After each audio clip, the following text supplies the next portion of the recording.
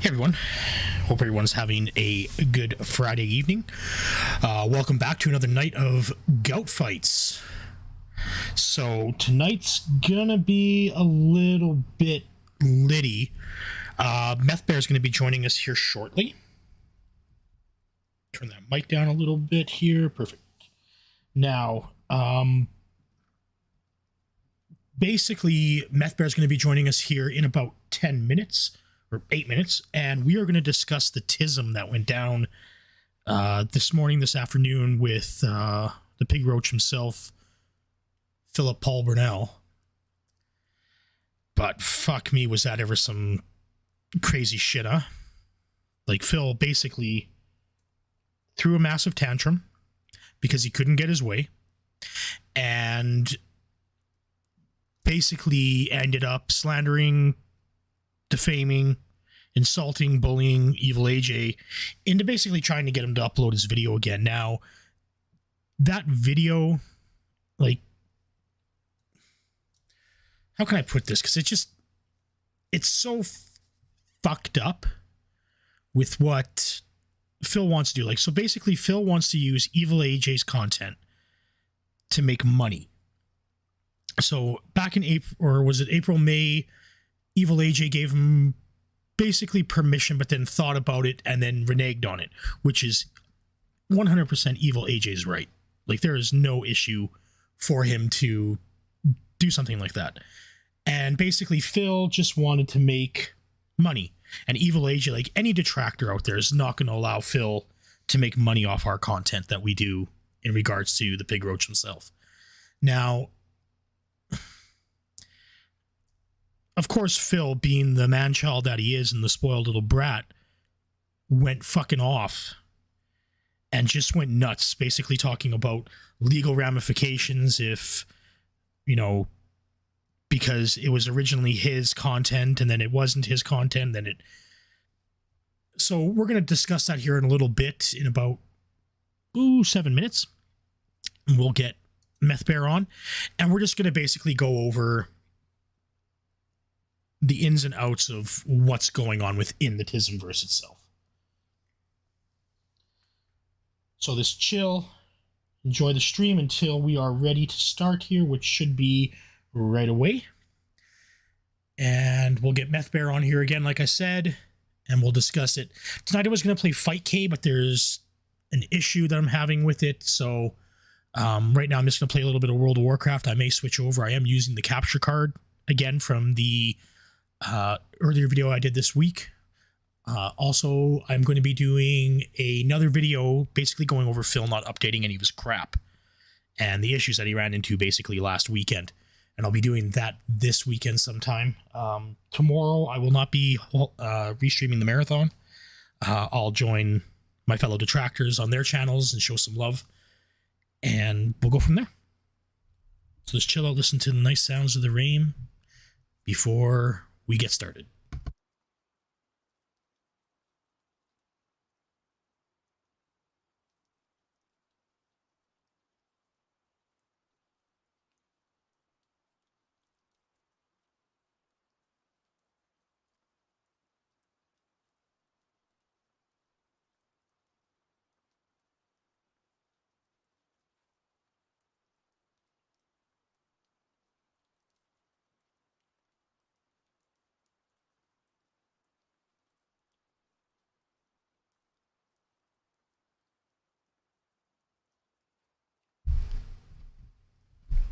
Hey Lewis, what's up? It keeps crashing on me for some reason. It might just be the version of Third Impact I was trying. Like, give it a shot here again. See if it works. Maybe just needed a restart.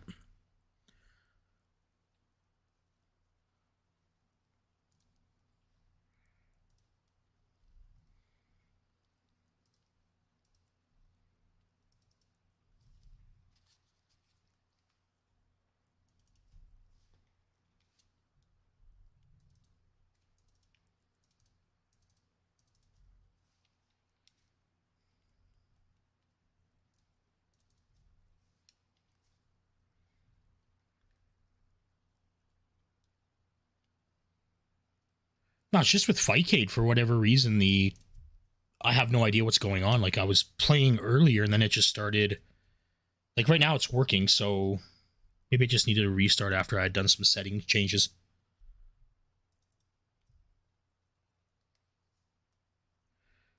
Okay, that all seems to be good. Save preset. Now here it goes. As soon as I save it, see, it's not responding. It's the only program that's causing me issues right now. It was working. I can try a different game, I guess. It might just be Third Strike.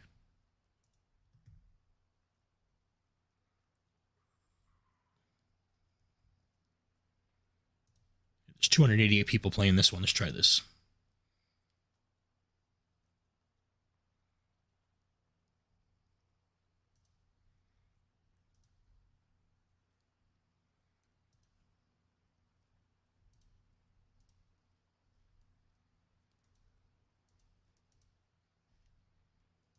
See, it does the same thing, not responding. But everything else works fine. You know what? I'm going to play some Street Fighter V.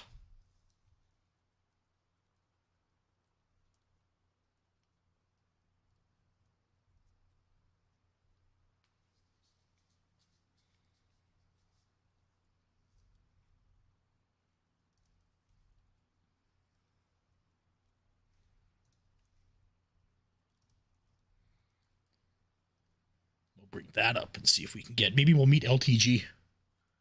We'll be able to body him. Check to see if Meth Bear is ready.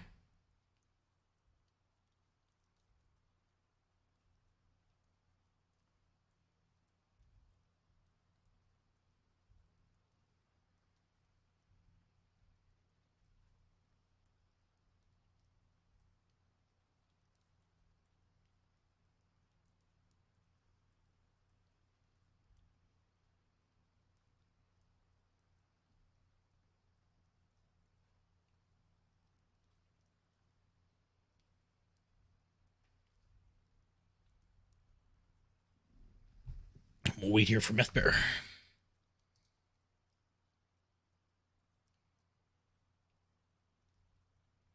Cool. It's a new firmware for my PlayStation controller. All right.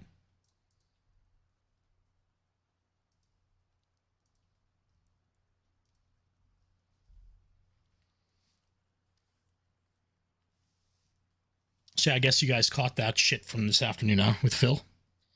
What do you guys think of that crazy fucking nonsense?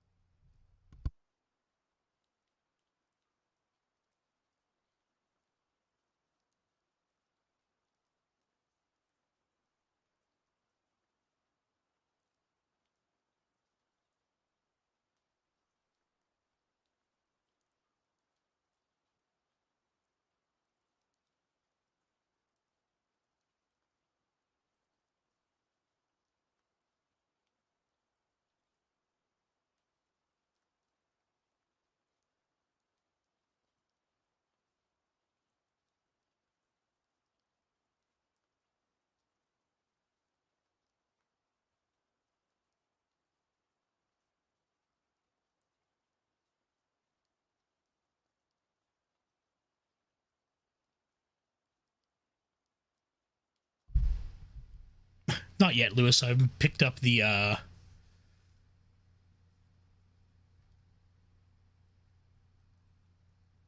what's live in 16 hours.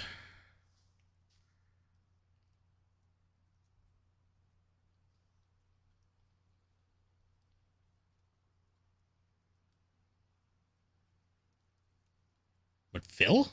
What the fuck? I didn't even see that. Why does he have live in 16 hours? Oh, well, Piggy fucked up. Didn't even notice it when I first logged in.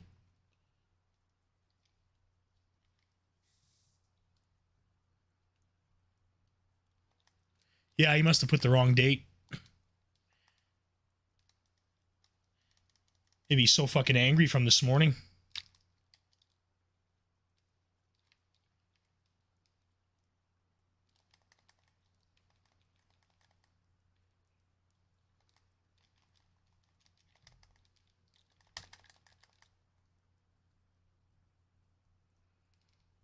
But Phil's never wrong, so.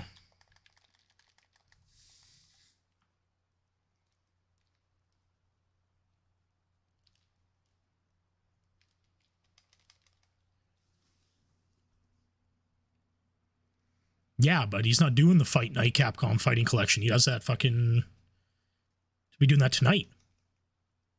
Or at least he said he's going to be doing it tonight. Who fucking knows?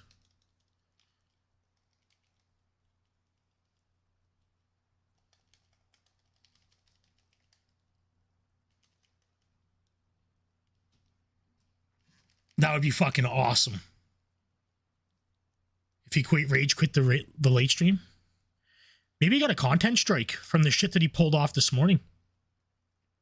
Because that was fucking toxic as shit. Like what he did. That was insane.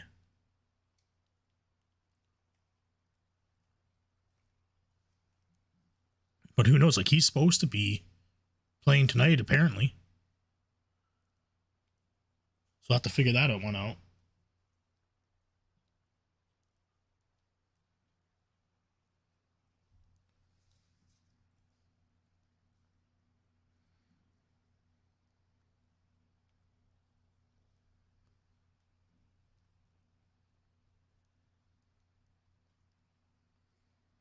I just predict tonight's late stream is going to be really fucking toxic. And I mean really toxic.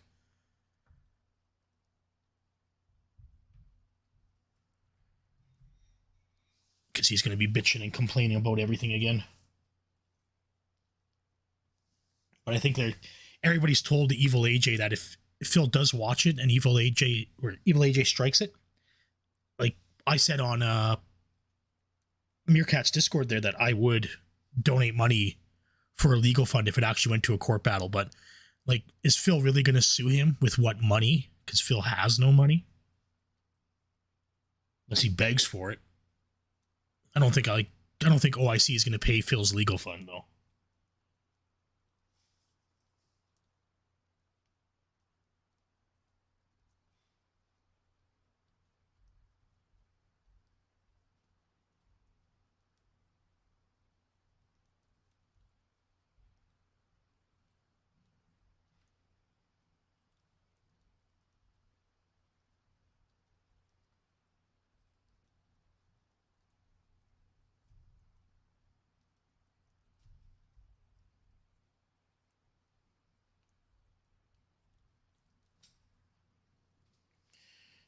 Meth Bear is in Discord here, so we'll just give him a minute.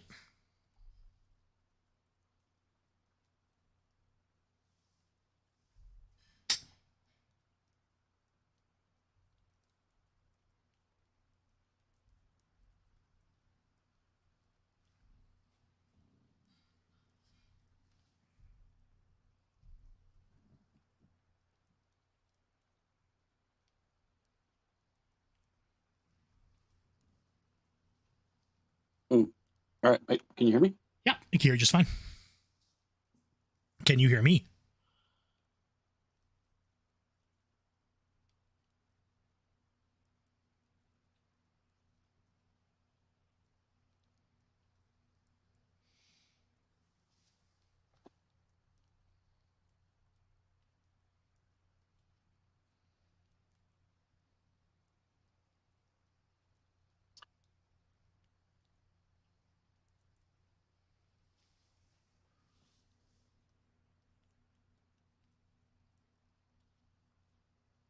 Was working there for a second.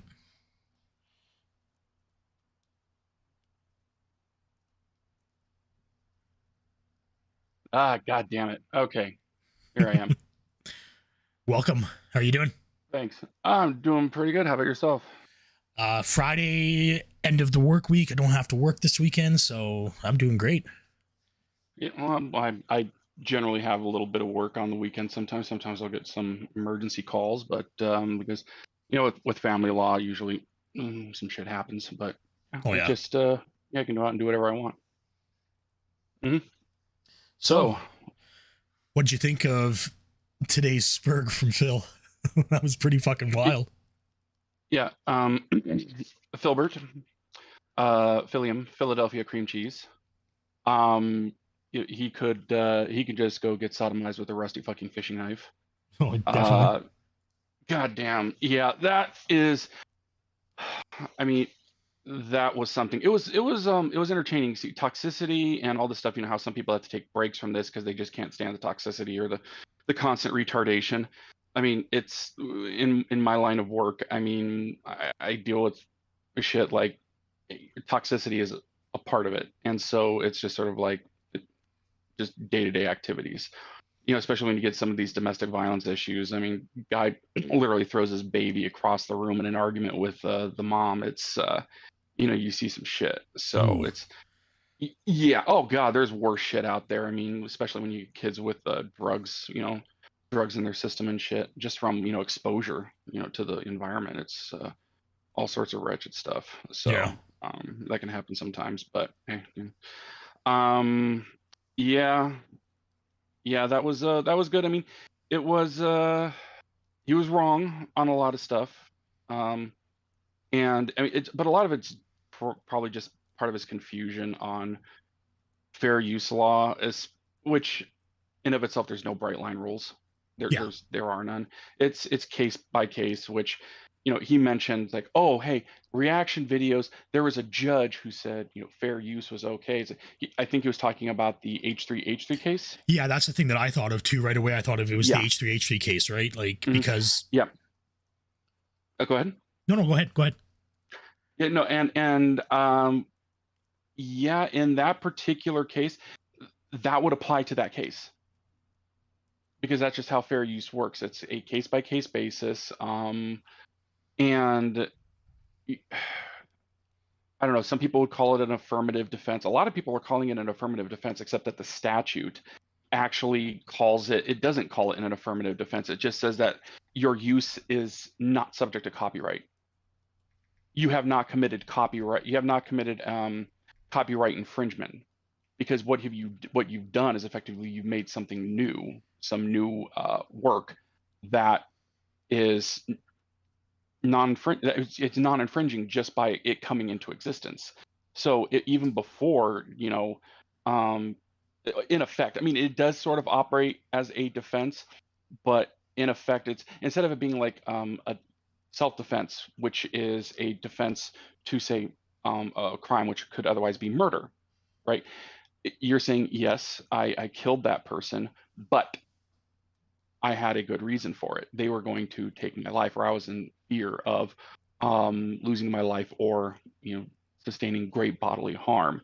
In the same way, however, with this, what you're saying is that I didn't even infringe in the first place, because that's what the statute says.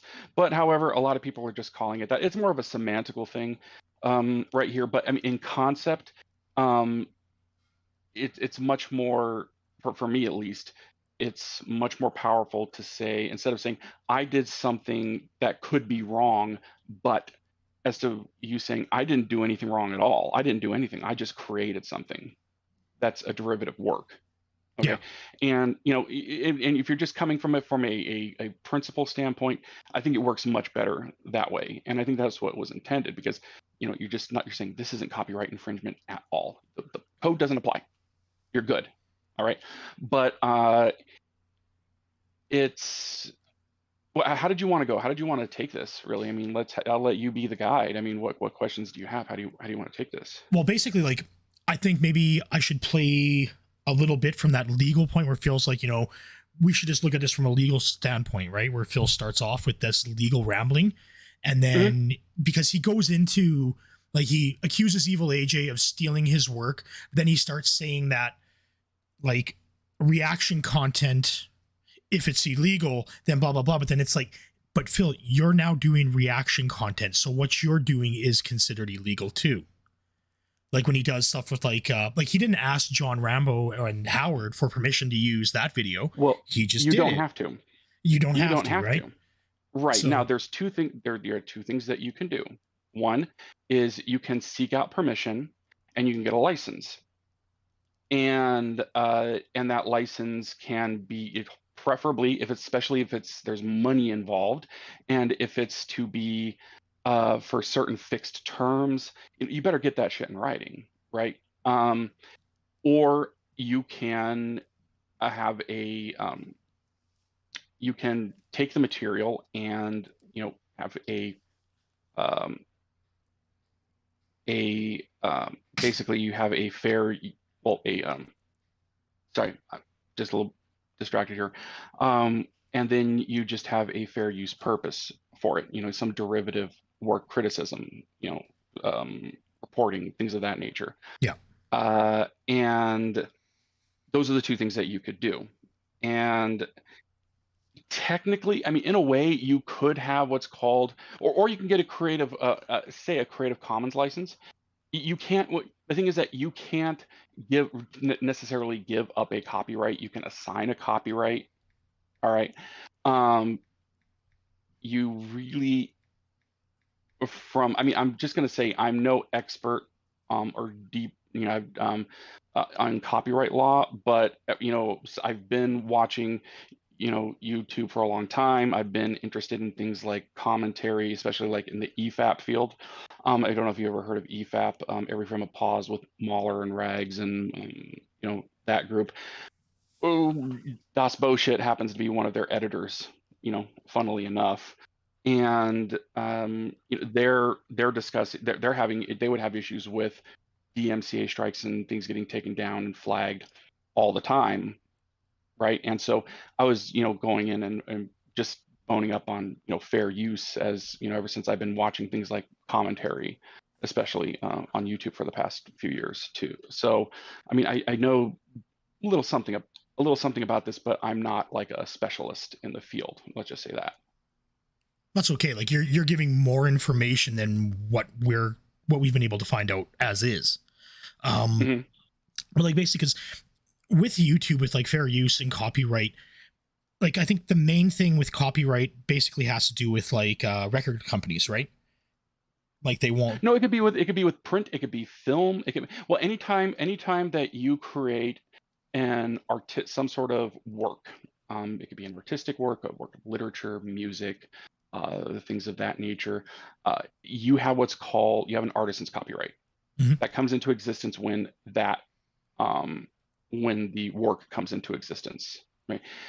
Even unique strings of code. I know that Google and Oracle went to war over some APIs, some Oracle APIs that Google was using in the Android systems.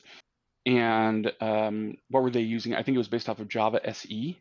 I think I know which one you're talking about. Yeah. And so, those APIs were fully copyrightable because they were, unique. They were unique strings of code. And but the court said that, them using it in that particular case, considering they were only using like 0.08% of the actual structure that Oracle had used, and it wasn't even like part of the core. It was a part of like some more ancillary or support code that was meant to like process and move things, just get things flowing. It's been a while since I looked through the case, but it was more, this thing's more like has administrative functions and than what the main purpose of the code was used for. But they said, it is fair use, and also mainly because if they were to have locked it up, and Oracle was given that key, with just how far-reaching and how widely used this this code was, they could effectively have a monopoly on the market, and they could have bricked these phones that were using it, that were using the software. And the Supreme Court said this would have a devastating devastating negative economic impact. But having them use this little tiny bit of code that you have, that it's given so much more and has allowed the technology to expand and grow. Yeah. Yeah. And so that's where they found that, but that's an even narrower case. That's not even like the H3 case. That one is, that's on those facts only. You can't even use, this is up again. This is at the Supreme Court, mind you, of the United States. You can't even use those facts of that case in another case to compare and contrast. That's it. These facts and this analysis is for this case only. You cannot use it for any binding or authority on lower courts in other cases. Done. Yeah. Okay. So go ahead. No, go ahead. So, well, yeah. Okay. So in respect to what's going on between Phil and EvilAJ, like Phil basically, without coming out and saying that he'll sue EvilAJ if EvilAJ strikes him. Mm-hmm. Phil is trying to, okay, so I can see it from an outsider's point of view. I look at it like Phil did the Metal Gear Solid 2 play. Mm-hmm. EvilAJ did a commentary video basically pointing out all the shit that Phil did wrong. And then now Phil wants to react a decade later, but Phil already made money off the first video. Right. EvilAJ, I don't think even made any money off of that because that was basically like one of his first videos that he ever did. Mm-hmm. And so he wasn't even monetized at the time. So he didn't make any cash off that. And now Phil wants to do a reaction making money off the content that EvilAJ created. And yes. EvilAJ at first said, you know what? Okay, sure. I don't care what he does with it. He can do what he wants. And then EvilAJ basically said, you know what? I'm rethinking that. Shit. Fucking Phil. Huh? What happened? Phil just started blasting in my headphones right now. Oh, okay. Stream finally went live.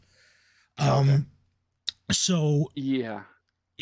So there's a few things that we need to sort of look at here. Is one, the question of are gameplays, are let's plays, gameplay streams, are they even fair use? And the answer is there's been no ruling on that yet. Yeah. And it's possible, it's quite possible that they could be. Some could and some couldn't under the current framework of the law, because you still have to look at, well, is it transformative? Could it be really a derivative work? What exactly are you doing with it? And quite honestly, if you sit there and you just say have a screen capture of the stream, maybe no face cam, no V2 being thought up there, no, you don't got Anleet on there with the big old mommy milkers or anything like that. Yeah. And you're just playing and you're just silent.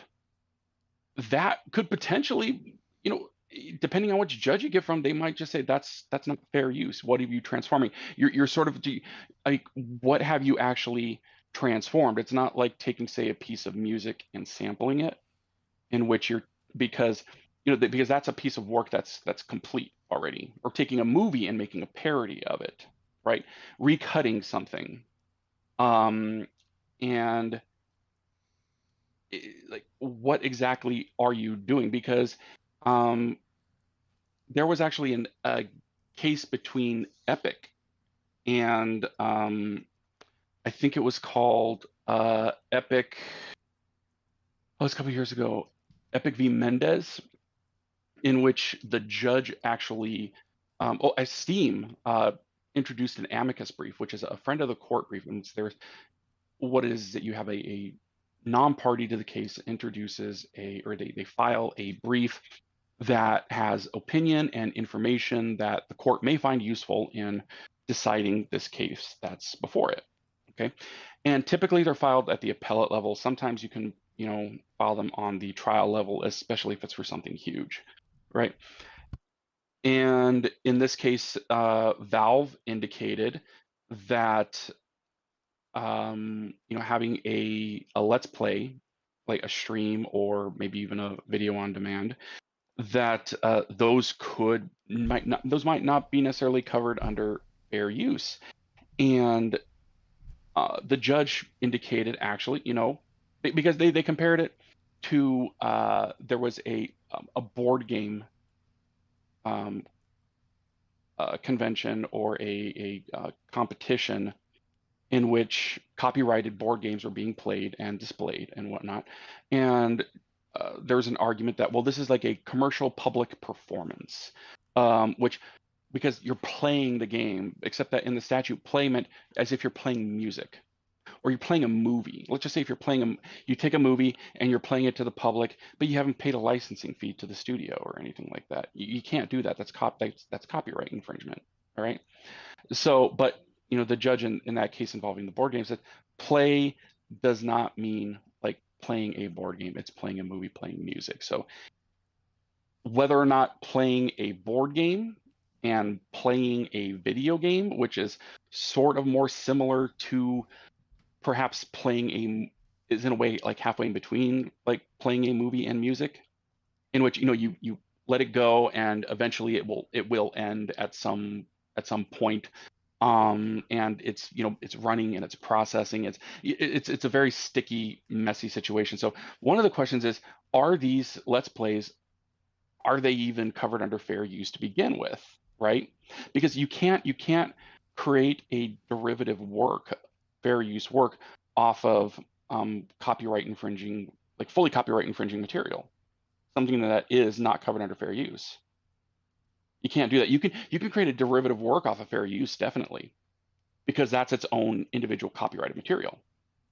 Yeah. But that's one of those things, like if you were to go to court and they were to battle this out, the first question would be, was even Phil's Metal Gear Solid 2 gameplay, was that covered under fair use? He's acting like a moron. He's calling Kojima a cocksucker. He's criticizing the game for his own mistakes and everything. This isn't like a review, and it's being done on yeah, that one was a cam pointing at the TV, right? Or was that a direct capture? No, he was pointing at the TV. That's right. He was pointing at the TV for that one. He was still pointing at the TV for that one, yeah. Yeah, actually, I think it was wasn't it Metal Gear Solid? Wait, was it Metal Gear Solid 3? Or was it the one that he like halfway in between he switched over to direct capture, right? I think that's Metal Gear Solid 3 that he switched over to direct capture. Yeah. So, you know, with this one, so you gotta even look at that. Let's assume that it is. Okay. First and foremost, Congress has to go in and probably fix all this, you know, statutorily, to maybe make certain exceptions. But, you know, saying that, you know, these types of things like streams and, you know, playing video games and whatnot, that's, you know, that would be automatically covered under fair use, let's just say, or it's exempt from it for certain limited purposes. All right. And that would make things very easy, except you're going to have the, you know, entertainment lobby coming in, jumping down their throats and bribing the shit out of people and throwing hookers and blow and everything at them. So it's, you know, that's going to be an issue. But let's just presume that it is copyrightable. So therefore, EvilAJ's work is derivative. It has a derivative copyright and it's fair use. All right. One of the things is that one of the questions, like Phil was saying, look, I have his permission. Well, one, not really. I would say no, not entirely, mainly because when he said that, he was saying it in the context of, now, this is how context works, Phil. Okay, this is how it works. I know you're probably not going to hear this, but this is how it works, you moron. Under the context, he was saying, considering fair use, which in a way, he seemed like EvilAJ was sort of presuming that it would be fair use, which it might not be. You can do React videos that aren't fair use. Like there's been a number of big YouTubers who made a lot of money literally staring at something, saying, hey, let's watch. Motionless, just staring at the screen and saying, hey, that was great. I'll see you next time. And they just go off. Yeah. That's, I would say, you know, even in the H3 case, they said that's probably not fair use right there, because you're not doing anything. You're not adding enough. You're not being transformative. So,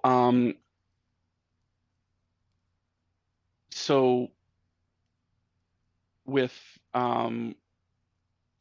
with that, and also with YouTube's, YouTube being YouTube, he just said there's not much that I can really do about it. So I mean, it's like whatever. I mean, there's not much, and it wasn't Phil going directly to him getting written permission, which is what you need, right? There is something in which you could say there could be like an open permission in which you could just say anybody can go ahead and use my work. It's free. Please use it. Please, go out there and do it. Almost like a creative license, but Creative Commons, but you don't put the license out there. If you rely on that and you create something from it, and then they try to retract it later, you could say, hey, I was I used it. He said it was okay. He wasn't suing anybody. So it's just sort of, it comes off of a like an estoppel argument, or some sort of well, it wouldn't be unclean hands. It would basically be sort of an estoppel argument, saying that, or a reliance issue. It's like, you told the world that, like EvilAJ, you told the world they, people can do whatever they want with this, right? And then later on, you said no after they did it. It's like, you really can't do that. That's unfair. If he said you may do this, people are free to use this so long as it's for particular purposes, and just as a general thing, and you violated that, and you started creating the work that was outside of the things that were specified openly, you would have an argument to go and just say, no, I revoke that permission, or you haven't, this is copyright infringement. If it was written permission, like in an email, let's just say, you could say that you can use this, you're okay to use this, and you have a license that will last, so many years, and you could have royalties attached to it or not, whatever. But then you could also have like breach. I know he doesn't. I know that Phil doesn't care about the whole copyright thing, but I'm just making this argument here, because he really didn't need. He didn't need the permission, right? But I'm just pointing out the fact that Phil was harping on. Oh, look here, he gave me permission. Got him. Like, no, Phil, no. That's what he tried to do. He tried to do that, like, right? He was bitching about, it's like, but he didn't mention that he had rescinded it after the fact. He didn't want to tie into that. One, I would say that it really wasn't, a license. It wasn't open permission for Phil necessarily, or something that was irrevocable, because I would say that in context, it was based on him just saying, what can I really do? Because of, fair use, presuming maybe it's fair use, right? And, YouTube being YouTube. Now, I would say that, yeah, and since Phil didn't get it directly from him, there was no licensing agreement between the two. I would say that, yes, EvilAJ is well within his rights to rescind that, especially since Phil hasn't gone and made the material yet. So there's that. So Phil, I would say it's not enough, because that's not official permission, because he never sought permission from him, and that's one of the things that you're supposed to do, is go seek permission from the copyright holder. Phil never did that. So that's the thing with Wings, with the Wings reaction. Like, he went to Wings just like, don't kid yourself. Phil knows who Wings of Redemption was way before fucking, like, we have DMs between him and Wings going back years.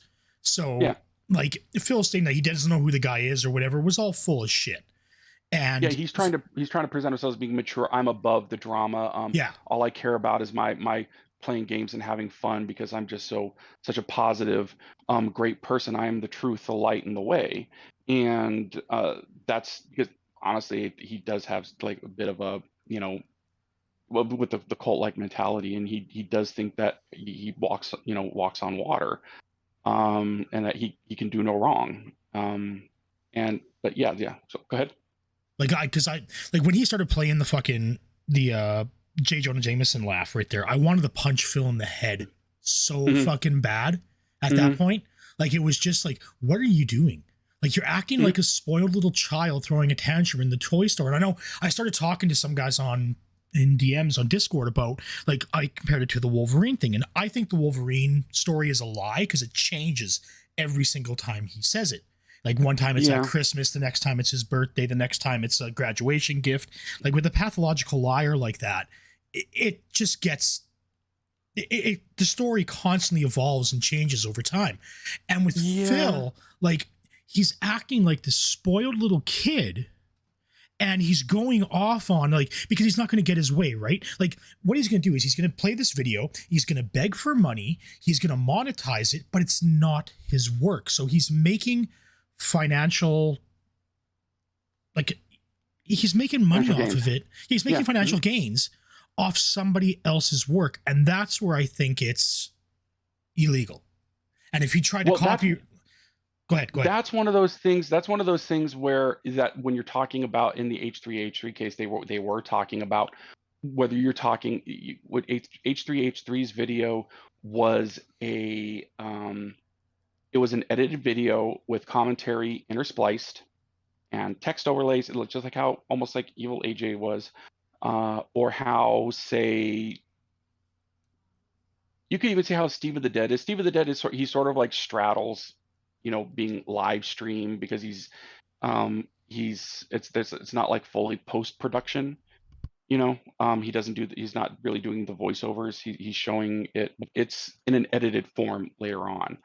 And the H3H3 case made a distinction between the live reactors in which they're just looking at it like, oh wow, oh wow, wow. So Phil's is more on that end, and so that isn't actually an interest. That was something that I was thinking was would that necessarily, which camp would that fall in? Because is he creating because he really hasn't created a full derivative work while he's live streaming, arguably, right? Because it's not yet complete. It makes as it goes along. Well, see, I'm like looking at other detractor videos, right? Like with my videos, like I'll have like a 15 or 20-second clip, and then I'll debunk it for 40 minutes. And I'll have my own content there, right? I'll have my own camera. I'll be going over like computer parts, stuff like that, or debunking like what's available in his area to eat. When I look at something from like Steve of the Dead, like Steve does like he'll play a clip of Phil, and then there'll be Steve with his cat with the backdrop and everything, right? Yes. So he's adding more to it, because Steve of the Dead, like his videos will go on for 9 hours, where Phil's is only like 3 hours or 2 hours in the evening stream. So there's 7 hours of additional content added on to Phil's bullshit, right? Yes, yeah, but that's what I was saying is if you look at the style, it's not a fully like yours is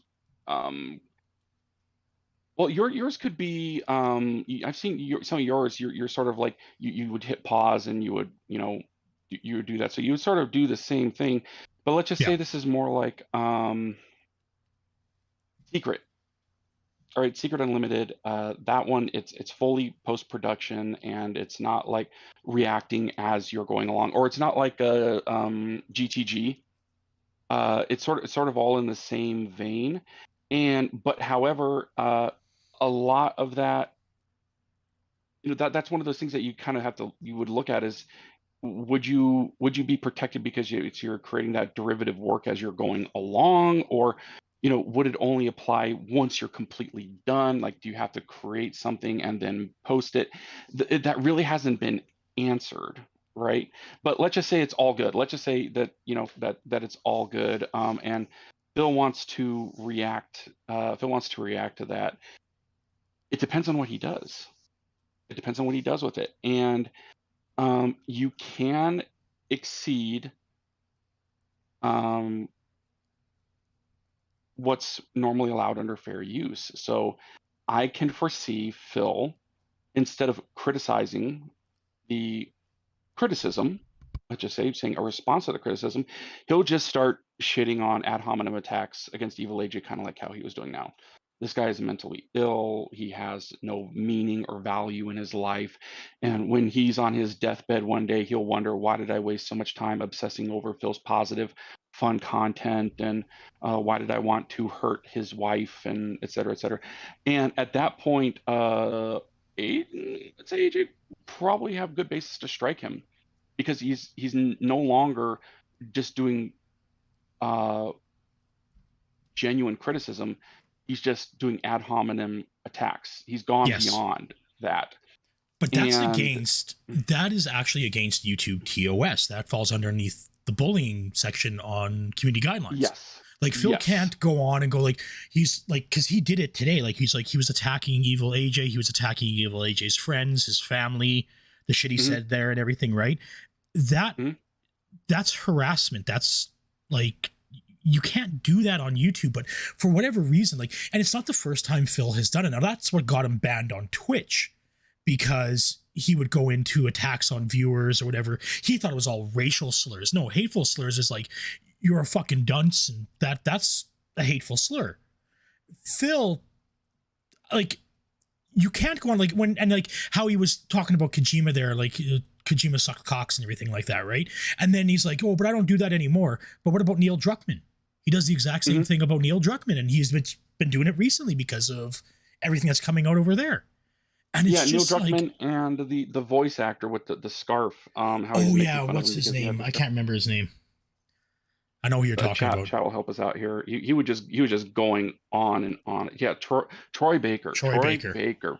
Yeah, that was some lot of underlying you know, sexual tension right there with Phil. Yeah, he was going out the way he goes after these men. It's almost the same way that he was going after Howard, just the way he gets all amped up.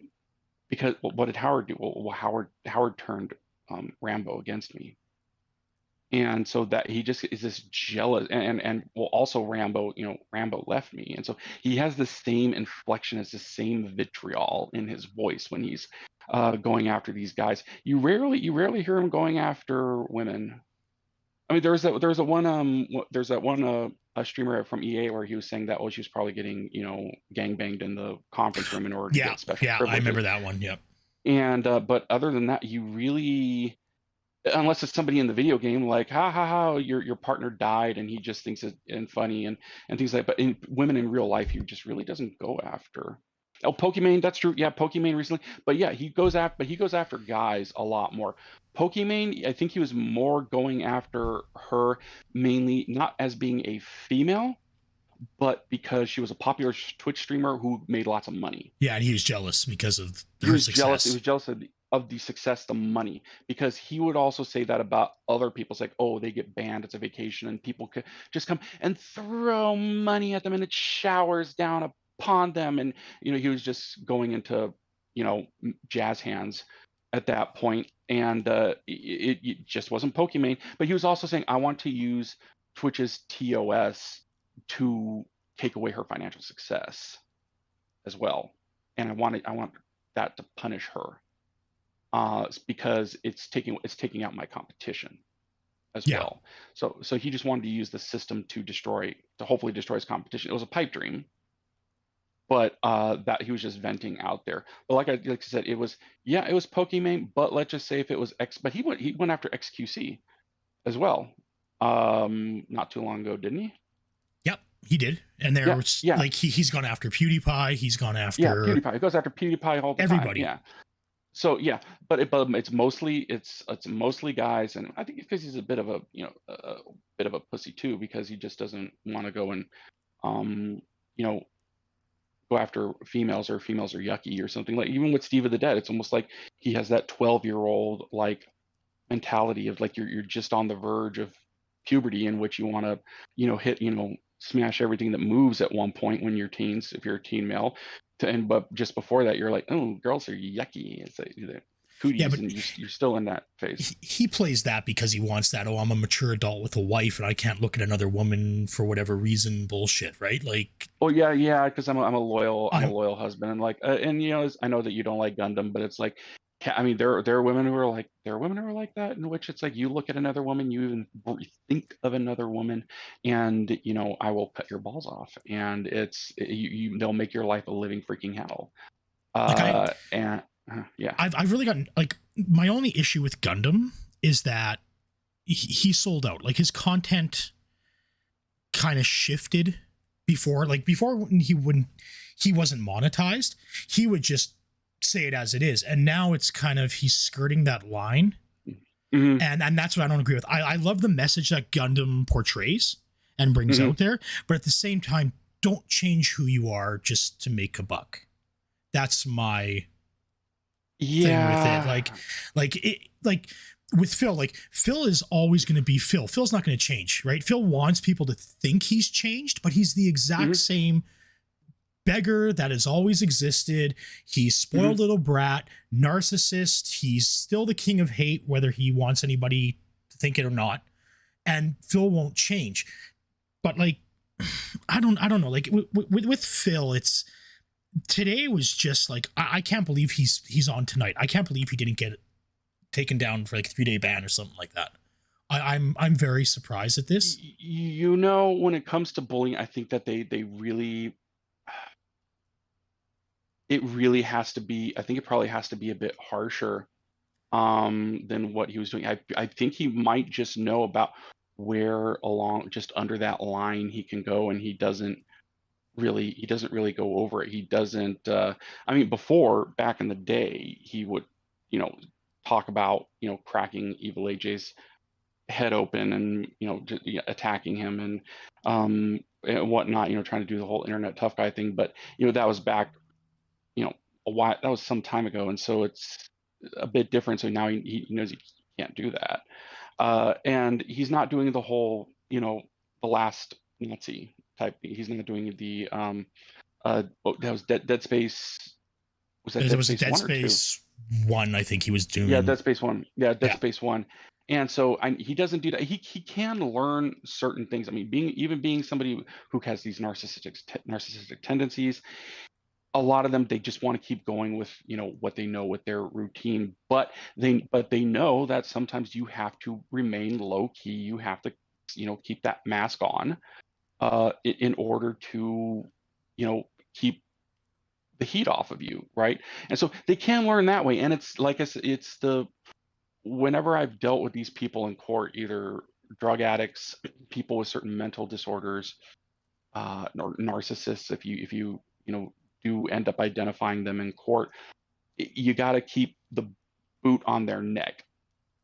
Or as I said I think I made a Kiwi Farms post, it's like in order to get Phil to admit that he plays WWE champions and he spends money on it, you would have to displace his eyeballs with your thumbs, right? And for him to be screeching in pain. But the moment you stop, he would recant and say, "I was lying. It's not true. I'm not spending any money on it." And he would just go back to doing that. And it's the same thing. You got a lot of people who are in drug treatment in court, people who are under court supervision. You're under a microscope. Be on your best behavior. A narcissist can look like a completely normal person and drop a lot of the narcissistic tendencies, at least openly, right? Really control them while they got that boot on their neck, while there's a gun to their head. But the moment you remove it, they will that you know it's like vapor. It just poof, that shell of being a normal person or being a mentally stable person just disappears, and they go right back to doing what they were doing. It's like people who get out of jail, like they'll literally get on probation and be like, okay, you're good, just you're off your probation, you're good. And they'll go back and they'll find some fentanyl, and just shoot up right away. Yeah. Just go out on the street, get some of those little blue pills, crush them up, or smoke them, do whatever. And he's um, he's able to control it mainly because he does have the spotlight on him, I think. Because if he does go back to that, he's gonna be off and he's gonna be out of luck. He's not gonna have any money. But he can't control himself over time. The mask slips in which he says this stupid shit like that that got him off of Twitch, which I think that they should have done that, and also told him about, they should have hit him up for you violated the 24-hour exclusivity clause as well on many times. And yeah, there's the hateful slurs, and there's a number of things, but those are the two, I guess, the two major ones that you were talking about. Doxing, or he was even, I think, wasn't he on Twitch when what was it, Ninstar Rune? He told people to go and spam his Yep. inbox so that he couldn't ever do anything ever again. Yeah. And just instances like that just say that just stack all of this on top of each other. but he knows that he can't go hardcore like that, and so he can restrain himself because he's got a little bit of a boot on his neck. Because Okay, but if he loses it, he's done. So anyway, let's go. Sorry. okay, so like let's look at in the case of Snow Carl, right? Because Snow Yeah. Carl will always he troll tips. Snow Carl's a troll, but gives giving DSP a lot of money. But Snow Carl always has like the best questions for him, and then it triggers Phil, and then Phil will insult Snow Carl or whatever. That's also bullying. Like if somebody's asking you a question, if you just don't want to answer it, just don't even acknowledge that there was a super chat or anything. Why do you have to acknowledge it and then insult that person? Like it's just part of the it's scourging the piggies. You got to get them back in line, and you have to go. Phil knows that he goes. It's overreactionary. It's more force than what's necessary. If somebody looks at you funny, you cut their head off. That's what he does. It's a very instinctual reptile brain way of doing it. But if you're on streaming, you can't actually, and you can't hit anybody. And I don't think he'd really want to hit anybody. It's the most powerful way to do it. I don't think Phil could actually hit anyone. If he might throw that's the thing, he might throw like a wild punch. Like what is it? Tom from the Boondocks, like stay away from my booty when he's all locked up, and then he ends up actually striking out and getting a lucky hit in. Yeah. And everything like that. So it's sort of like that. He might get something like that in, but otherwise I think that he would just try to run and hide mostly. So. Okay, so what do you think is going to transpire tomorrow? Like me, what I want to see happen, like I know we've talked about this on many Discord channels, that if EvilAJ does decide to strike Phil and is going to go through with, say, a lawsuit or something like that, and this ends up in court, like I've promised I will donate $100 to EvilAJ's legal fund. But like Phil threatening to sue EvilAJ and everything like that's like, Phil, you don't have any money, and no lawyers. No. They're going to look at you and go, "Oh, you're bankrupt. Well, I want a $2,000 retainer right now." Oh God, no! They're going to probably want a $15,000 retainer for something like this. Imagine him begging for that on fucking stream. That'd be hilarious. Yeah, minimum if they're nice, they might just say, let's start a $5,000 retainer, but that's going to be way underfunded. You're probably going to need at least a $15,000 retainer for one of these types of cases. Okay, so because you're talking about a lot of work. There's going to be a lot of work. Because this is going to be like something that's never happened before, right? Like there's not been a case that's going to involve, like you said earlier, like this is something that they haven't touched yet, really. Well, there's been no decisions on it. That there's really, I believe even in that, from what I've been able to find, there hasn't been really nobody's really followed through on one of these types of cases, because a lot of these small YouTubers, they just can't, they wouldn't be able to afford the litigation, especially if it's a large company that's obviously abusing the copyright system.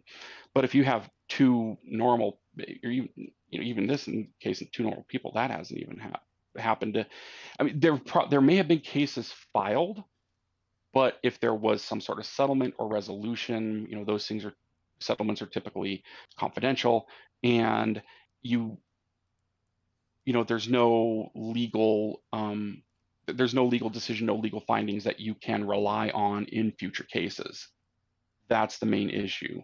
So, but this would probably, if they do go forward on something like this, hopefully it would be a good case if it does. I mean, well, it should be. I mean, if you're going to do that, it would be one of the few that do, and it would be interesting how far it gets. It would probably, God, I would surmise it would go to default, and Phil wouldn't. No, Phil wouldn't respond, and he would probably use that for pity bucks, saying that I couldn't go out and afford a lawyer because they wanted $100,000, and I would have to take upfront, and because that's what they all want. Remember, lawyers wanted $1,500 before, but now they want $100,000 in this particular case.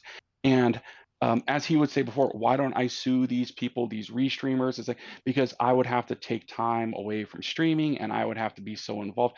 It's like, motherfucker, you are not involved in the daily aspect, the daily operations of this case. You're only going to be used for just a couple times for initial consult, for some discovery, maybe a deposition, and then trial. And that's all you're really going to be involved with it. Your attorney might call you up or send you an email saying, fill out this form, we need this information, we need these facts, or they would have gotten a lot of that up front that they need, and then you're just sitting there waiting while they're going through all the procedural stuff.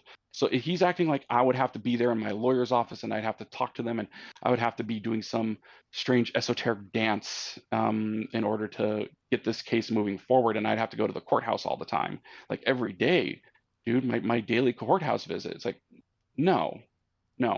But that's what he would probably say that he would have to do. And he's like, and I would just lose all the money and I'd be away from you guys and I'd be away from my wife, and just a bunch of ridiculousness, really.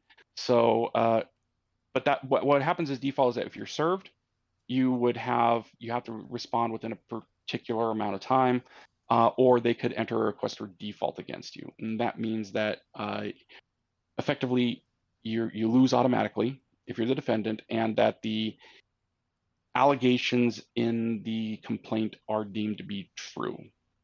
And what would happen is that, but even in that case, it's whether or not you can make any good law off of it or have any sort of decision that could be used. They might not. They might just say, prove up your damages. We're not gonna actually make any.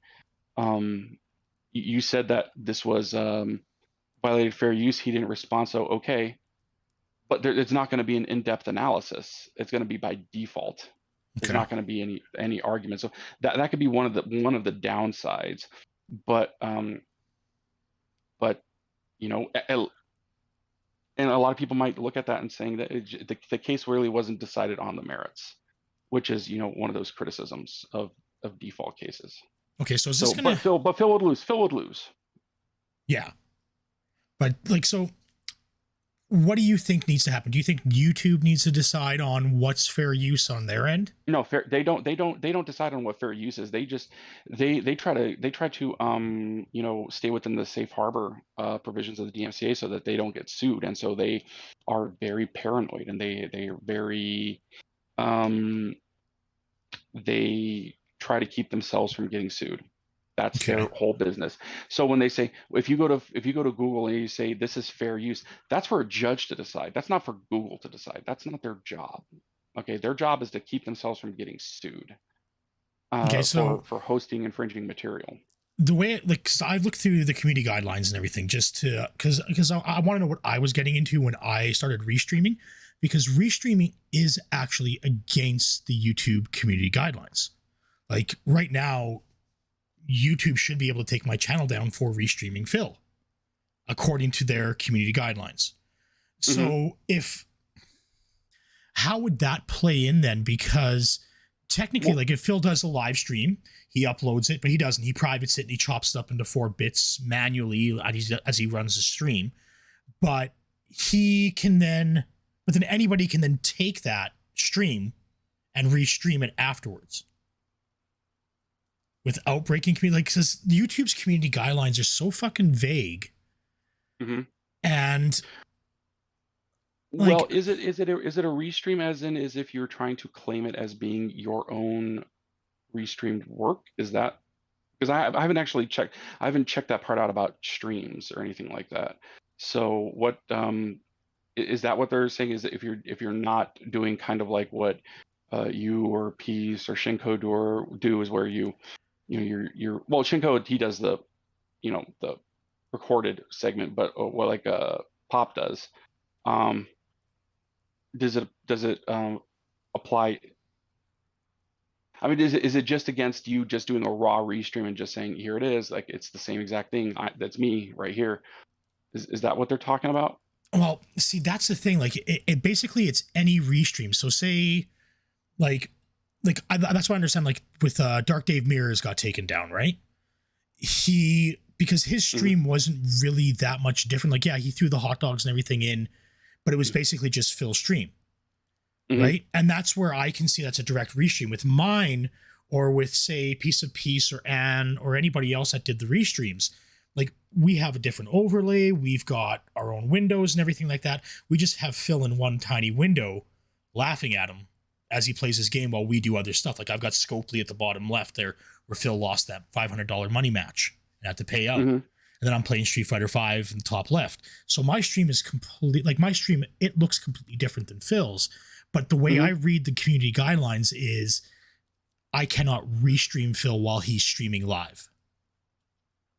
Okay, let me see. YouTube community guidelines.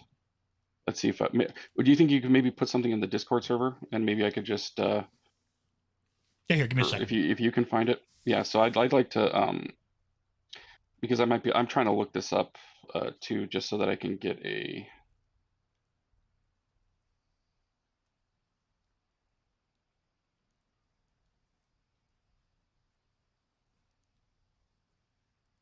hmm.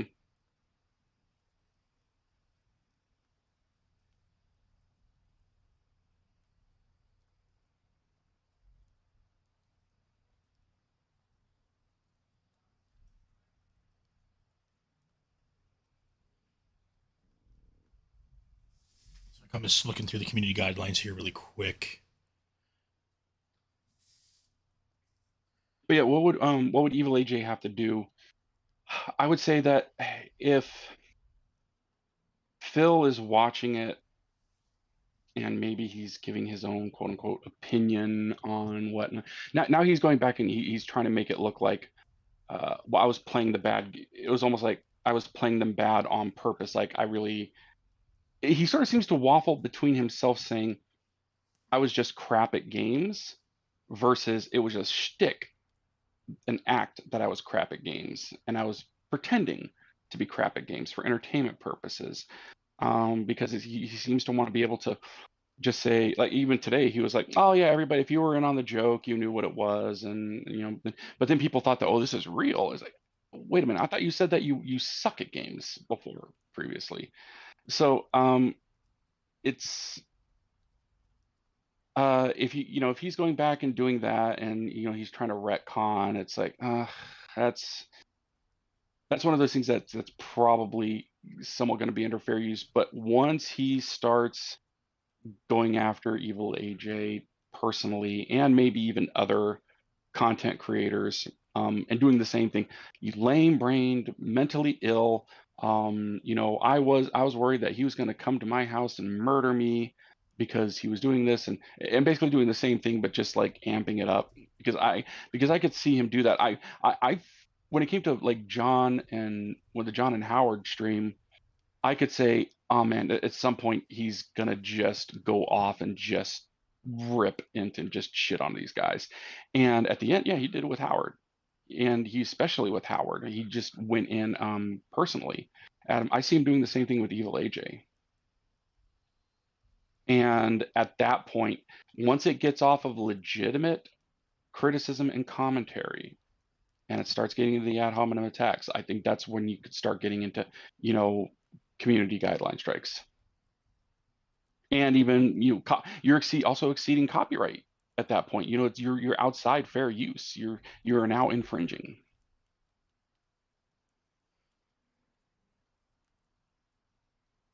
Oh, are you there? Give me a second. Yeah, I'm just trying to find this still. Like it's Okay. because I remember reading it.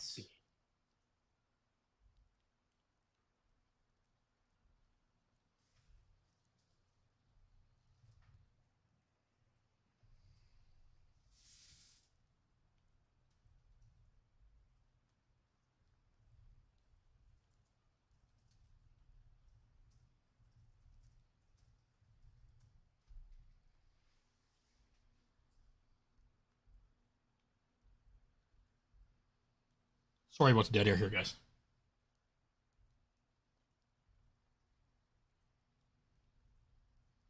Shit, I cannot find it.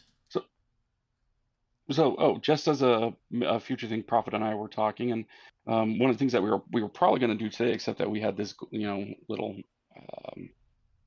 this little bitch fit come up, was we were going to talk about Phil's use of defamation and slander, and what can, his just general understanding of it. And what I would do for that one is probably go and get some specific examples, because quite honestly, there are some times where people could be, honestly, yes, that uh, committing defamation against him technically, but a lot of other times it's no, it's not. Criticism through, a, a video. This is how you don't play. Generally, that's not going to be defamation. But if there's somebody out there who literally will say things like, um,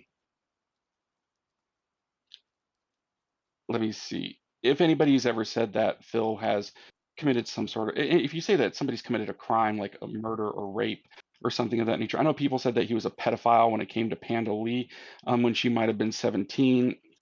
I mean, in a lot of states, I mean, the age of consent is 16 and 17. So it's sort of like, and plus pedophilia also under the, just generally has a definition of when you're talking about, people who are not, teenagers or, young adults. And so, yeah, if you're saying he's a pedophile, it also depends if people believe it. And if a lot of people don't believe, the thing is that if people don't believe it, then it's not necessarily, um, if they don't understand it in the defamatory sense, then that wouldn't qualify as necessarily as defamation. So, but there's lots that we can end up going over on that one. We'll go get some, and also looking at when Phil has committed defamation against others in the past as well. I'm gonna find it for another stream here because I'm having troubles bringing it up here. Okay. Yeah. So, yeah, there's a crap ton of gray area. It was, yeah, Heather P. Yeah, there's a crap ton of gray area in copyright law, and it has to be, in a way, it has to be ambiguous, and it has to be this mushy field. Because one of the reasons that we have this is because of, because of the First Amendment.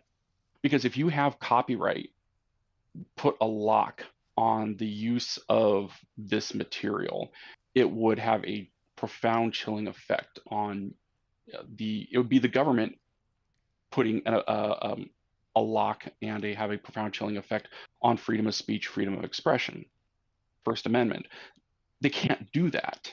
And so they're sort of stuck in between a rock and a hard place of, we need to be able to protect people's their works, their labor, and their ability to profit off of their work long term. But we also cannot restrict freedom of speech, freedom of expression.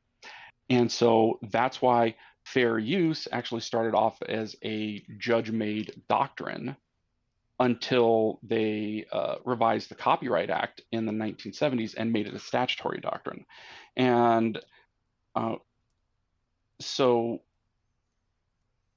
that's, I mean, and in a way, they were probably looking for a way to where, you're sort of in a standoff with people. You don't really want to go to court on a lot of these issues because you definitely don't want a bright line rule to be made that could go against you, either as a content creator or as small content creators, or if you're a large media company, right? In which it could just completely change the landscape, in which it could cost you a lot of money. But as a content creator, you don't want some judge getting in there and sort of, fucking it all up with a crappy decision. And it just really restricts what you can do, in which, almost everything you do would just end up getting struck down or demonetized, and that's it. It's a lot of YouTube creators could just be done because you end up getting some bright line rule that would just mess things up. And we'll get in, and it's just, you're protecting that freedom of speech and freedom of expression. That's really what that's there for. But that's just like, that's why it has to be, in a way, it has to be muddy, and it just is muddy. It sucks. It really does suck. but they could because this was back in, what was it, 19 I think it was 1977 when the current fair use statute was enacted. You didn't have video game streaming, you didn't have internet, you didn't have everything like you have now. And so they were contemplating records and tape and film and things of that nature. And they didn't contemplate this. And so that's probably the best way to do it would either create some statutory exception that would have to be very well crafted, and I could see even Congress fucking that up to the point where somebody will, it just wouldn't cover everything, or it wouldn't cover things properly, and it could just end up ruining everything, or just leave things as they are, quite honestly, and just sort of like say, fine, go, just do it, just play the damn games online, unless you're Nintendo and you just go rolling through like a retarded turtle taking a crap and just crushing everything when it comes to Smash Brothers, but if they wanted to create their own tournament, that's why they shut all that shit down. So okay, so how does then like something like Evo that they didn't want restreamers streaming it unless they sign that fucking document, right? Mm-hmm. That's so how right. That's their right, because they're a corporation doing it, right? And this is just, no, it doesn't even have to be. Well, it doesn't. Well, I mean, you should at least be a corporation, an LLC, an entity to run that thing. But yeah, it's them. They're putting out their material, and they say that if you want to, we're going to require that you get a license, or that you follow the proper stream, you have the you go through the proper channels. There are other times in which they say, go ahead, everybody, go ahead and watch, look, it's more eyes on it and less control, and they're fine with it, right? I think, what was it, wasn't it E3 online or some of like the smaller video game conferences? They were just sort of like, yeah, go ahead, anybody, people can go ahead and watch. But yeah, Evo did that because they're allowed to have that control, and they say, we want you to sign that, we want you to get on with the licensing agreement here.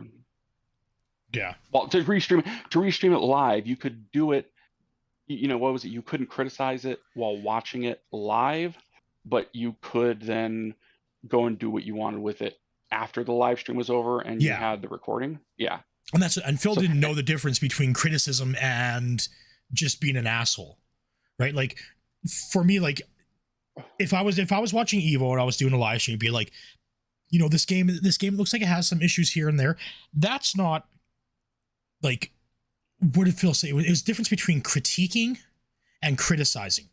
And Phil didn't understand the difference. It's like, yeah, this game fucking sucks. That would be criticizing. Critiquing would be like, well, this game looks like it has some playable issues or whatever. It's stuttering here in the gameplay. It might need some polish. That I don't think Evo really cared about. Well, criticizing. I mean, you could say that critique. Yeah, you could say that critique is perhaps a more constructive. They could both mean the same. They could both be synonyms in a way. But if you use critique in a particular context, it means it's a little more refined. It's meant to be more constructive. It's a little more delicate, let's just say. And criticize, yeah, you could mean it's a critical work, or it's going to a criticism of some writing, like you would see in ancient times, in which writers would write criticisms of each other, or even medieval times as well. And but Phil gets more into. We're still online, right? He just yeah, I'm still online. He just gets more into its lambasting. Because I think Phil's internet just crashed. Oh really? Oh, there. Yeah, I'm still online. Yeah, I'm still online, and I think the stream's still live. We're still live. Yeah. Yeah, we're still live. So yeah, I think that's Phil. Up business class. There we go. Yeah, business class internet for the win. Yeah, I mean, it's he like I said, I think I was telling you, he sort of treats it like it's a T1 or a T3 line that has like there it goes, like a 99.9% like uptime, and they have to get out there within 24 hours to fix it, like by law. In most places, you're required to get out there with those dedicated. Well, I've worked for 4 ISPs, and I know how business line works, and Phil is just fucking an idiot. But like, Yeah. I'm reading chat here. Roachbait has, something that has piqued my interest. Okay, so say EvilAJ copyright strikes Phil and takes him to court. What would they be fighting over then? Like I don't think EvilAJ wants money, whereas Phil wants money. So Phil's then going to have to prove like, oh, I lost like $1 million on stream that day because he wouldn't let me use his video.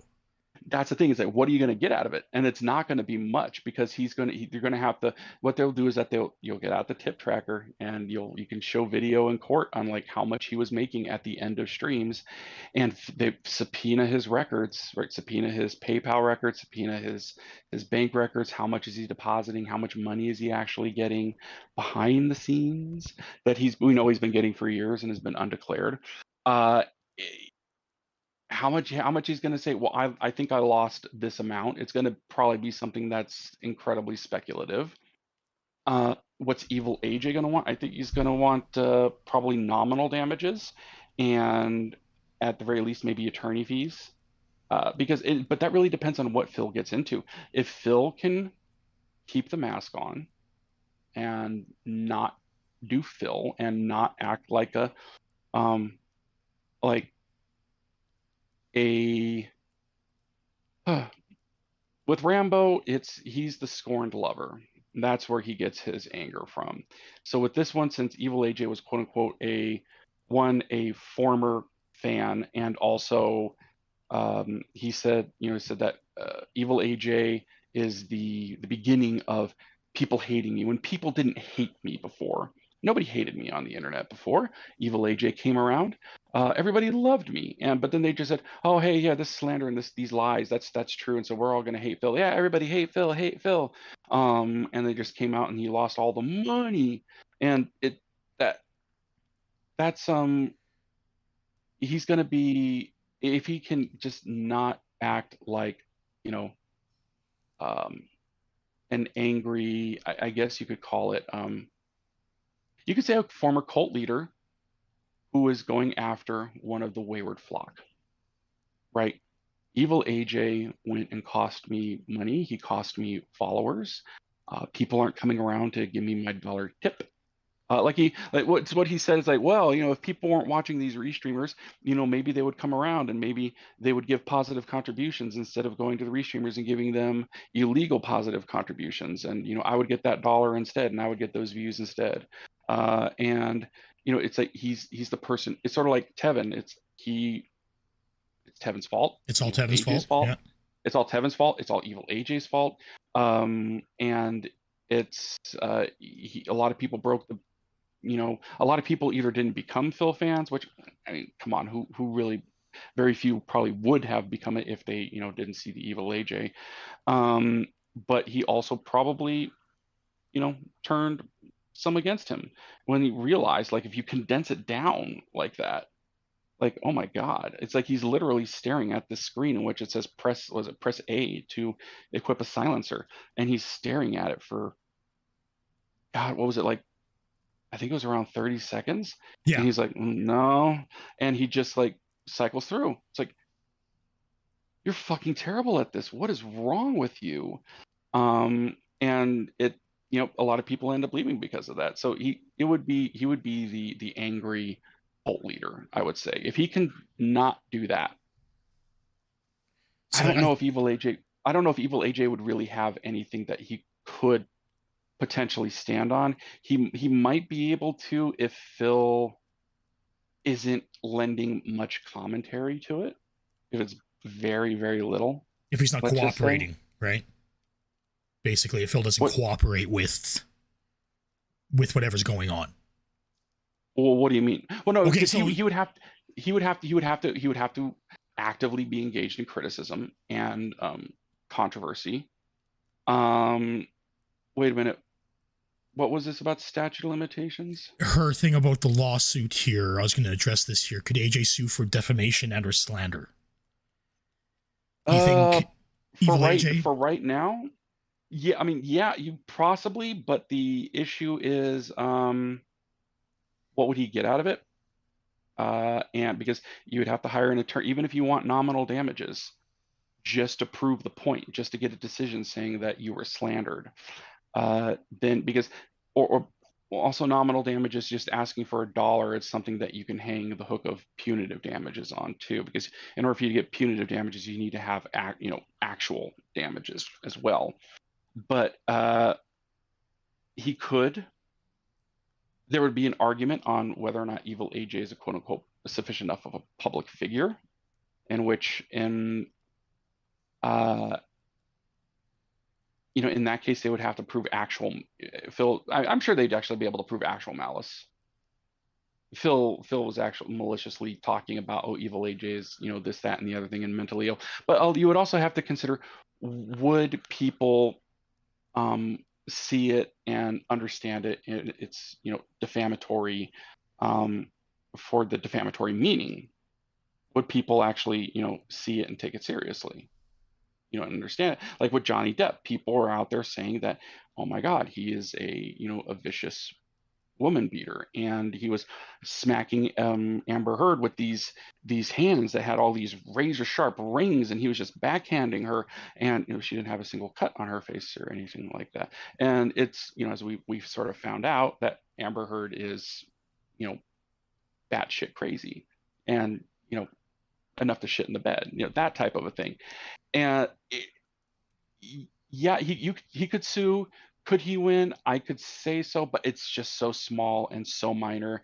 You would really have to have some reputational damage to the point where it's really screwed your life up, or Okay. caused a lot of damage for you to want to go after it. And even then, you're going to have to pay even more money to go after it. It would probably, honestly, it would be a default. Let's just say, more than likely, it would be a default. So he could try, just pay the filing fee, maybe pay a lawyer to do that. But then it's like, what damages and does he get out of it? He could just be throwing money down a hole, kind of like what Phil does every day after the stream. Could he just go after it just for the sake of, Phil's a scumbag? I want everybody to know Phil's a scumbag. That's why I went after litigation with him.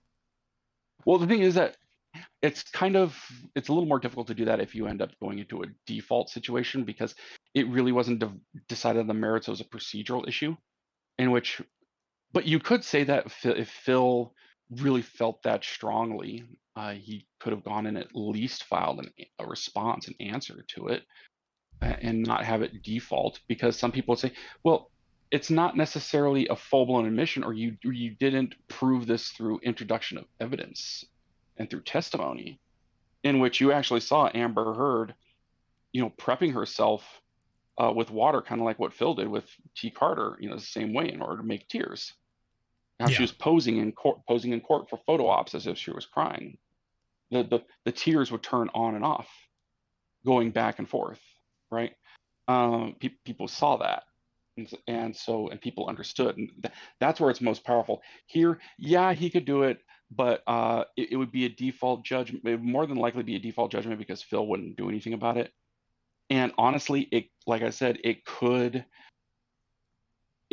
lend itself to Phil making money off of it, because he says, I didn't have any money for lawyers because I'm trying to pay for my family. And if I hired a lawyer to go out and do this, I would have lost the house, and I wouldn't have been able to, Jasper Kitty wouldn't have gotten his treats, and I wouldn't have been able to afford it. And so this mentally ill, evil motherfucker, EvilAJ, got all of this money against me, and now I have to pay him, et cetera, et cetera. And now everything has gone terrible, right?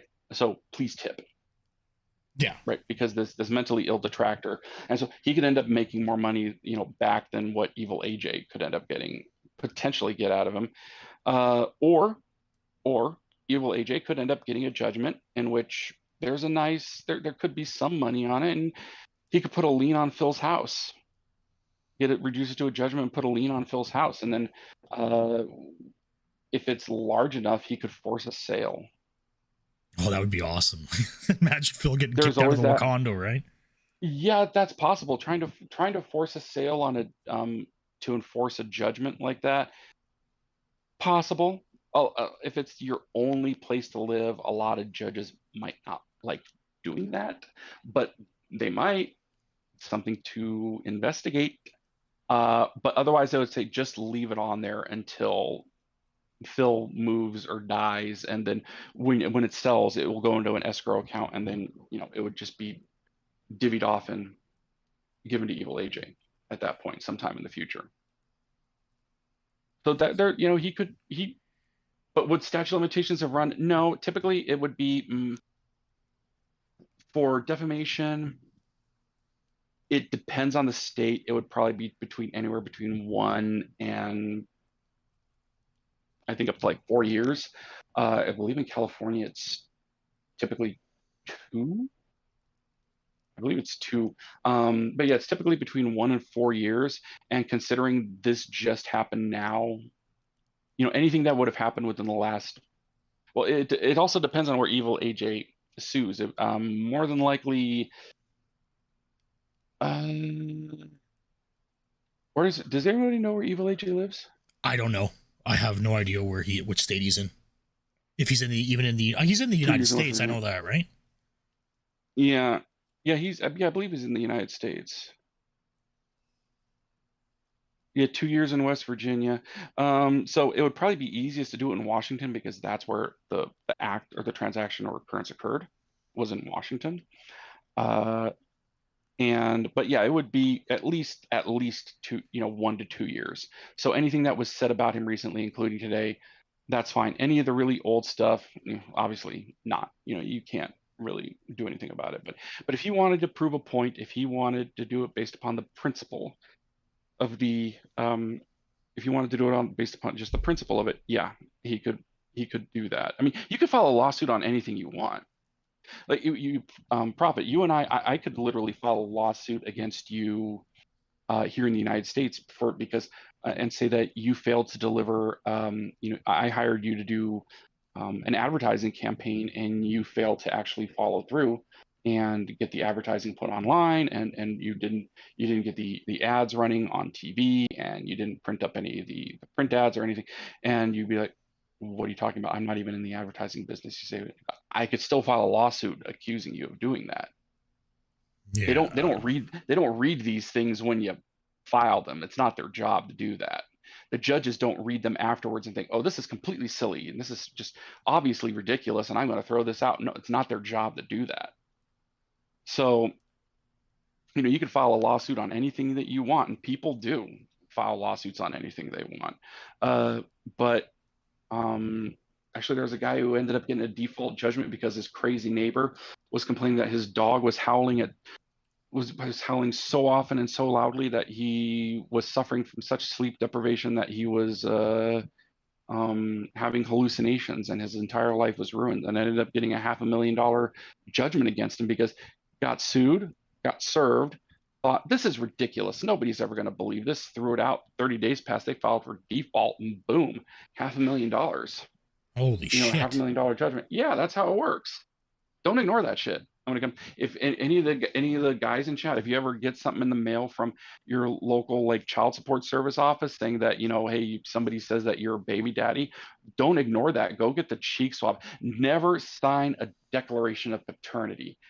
Ever. Never say, oh yeah, that's my baby. Always get the cheek swab. If you're not married, that is. If you're not married, always get the cheek swab. One, because it might not be yours, and I've had cases like that where it wasn't his. And also, if you do that declaration of paternity, either she or her family members will come out and say that's not actually your baby, and then they'll start acting like a bunch of cocks. So if you say we got the cheek swab, DNA proves it, shut the fuck up. Okay, and it shuts that down really quick if you go ahead and do that. So always get the DNA test. But yeah, and don't ignore that. It's serious. They mean it, and they will go ahead and figure out, well, how much they make. I don't know. We'll get the information that we have, and they will assign a child support order against you, and they will start taking it from your paycheck. Ouch.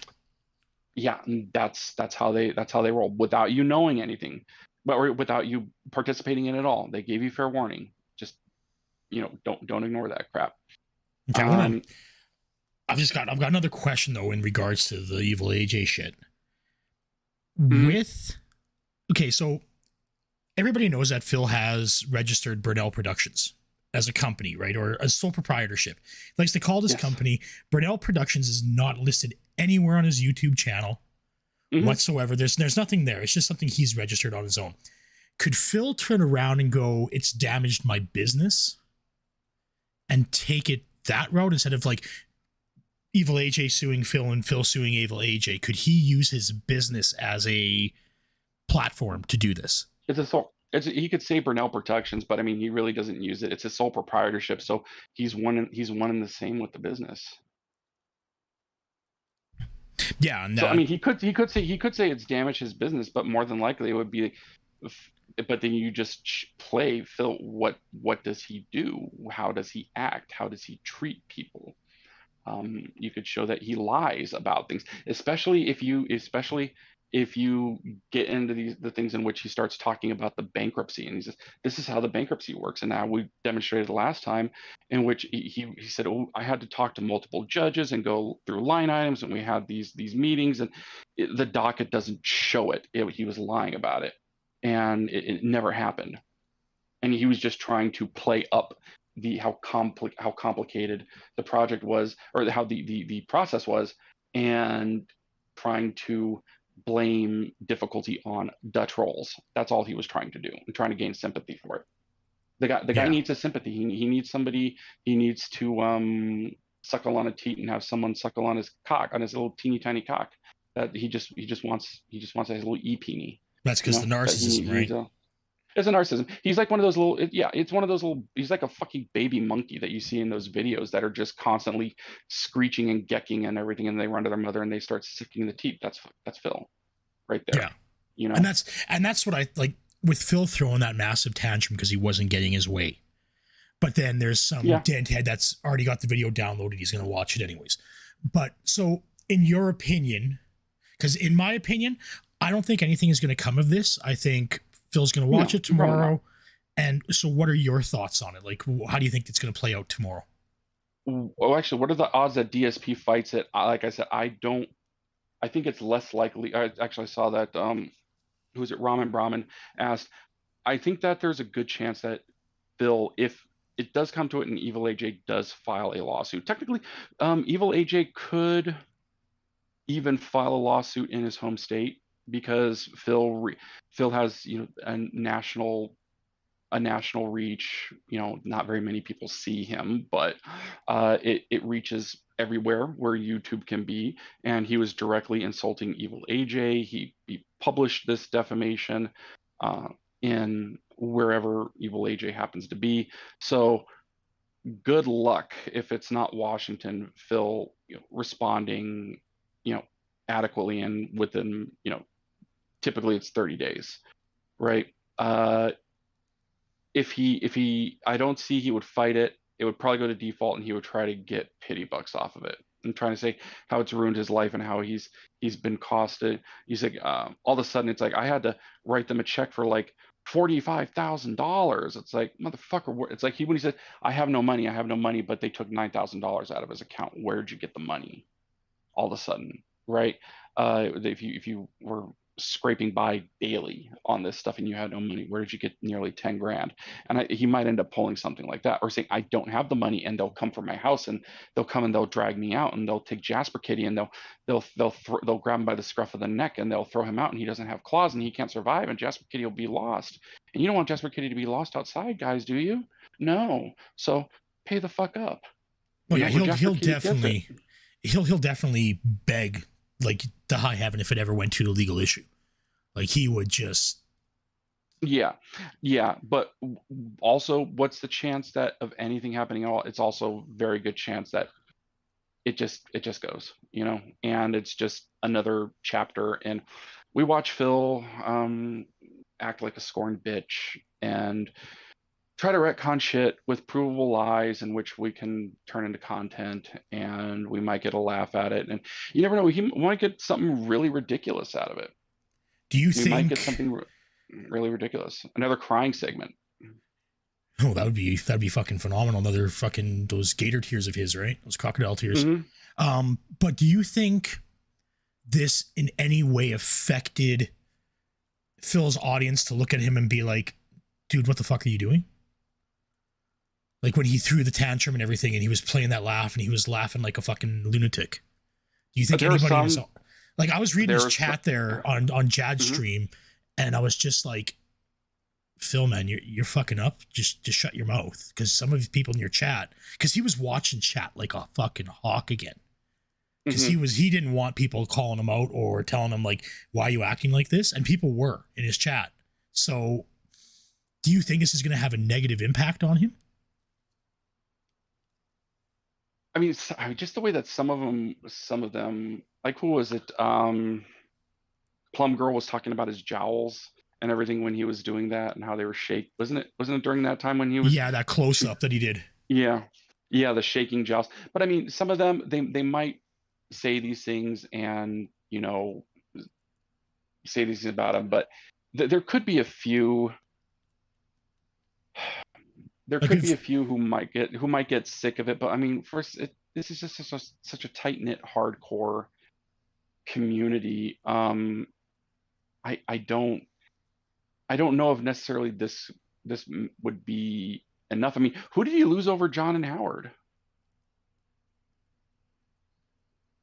did he lose anybody over John and Howard? I don't think he I don't did. think so. Yeah, yeah, and that was some real MP. But I mean, people were just sucking his cock in chat. They just automatically believed him, saying, "Oh man, Howard is such an evil person," and "Oh Phil, you're such a good man, and you're perfect in every way." And man, he was probably just and OIC was probably thinking about pegging him, and all sorts of weird shit that was out there, whatever the fuck those people do in their private lives. This one, if he goes along and he starts specifying, oh, it's because of this. No, everybody loved me, and I had all of this money, and if I could have gone on a honeymoon if I still had this money, and blah blah blah. But EvilAJ, helped ruin my life along with the false copyright strikes and blah blah blah. I mean, he might get a little sympathy, but I think that most of them they'll just be like, God damn, Phil, what are you doing? But they'll just keep watching and either tipping or not tipping or whatever. I don't think that there's going to be. I don't know if there's going to be major repercussions from it, because of a lot of these people. I think they're just so devoted that they're. I mean, you would have to get at some single issue for some of these people, like with Rob on Wheels. Yeah, Robin Wheels Okay. and Super Blind Man. And Super Blind Man, he directly went after the core of who they are, Their disabilities. and Yeah, their disabilities, and what they live with. And Super Blind Man was really, I mean, uh, he played up, I guess, in a way. I mean, I'm not too sure how much he played up, but from what I understand, he sort of played up his role in the getting more um, accessibility and accessibility controls in video games, and especially yeah, with The Last of Us Part Two. I know that he was very integral in that. He was very proud of that. Okay, and but the fact that he went after both of them for their disabilities because he wanted to shit on Druckmann and everything, it just that will break you, right? If you're coming after, it's not like you're just calling me a shithead, dickhead, blah blah blah, but you're coming after something that's part of me, that can't change, that I'm dealing with, and it's deeply hurtful. And like that. it would have to be something like that, I think. His comment to Super Blind Man, like, you don't see what I see, and I was just like, Exactly. why the fuck would you say that? Like, dude, Exactly. he's done the accessibility. The guy's blind, and you're telling him Uh-huh. you don't see what I see. Like, what the fuck are you doing? And then Rob on Exactly. Wheels right away came to Super Mhm. Blind Man's defense. And I was like, good for you guys. Good for you guys.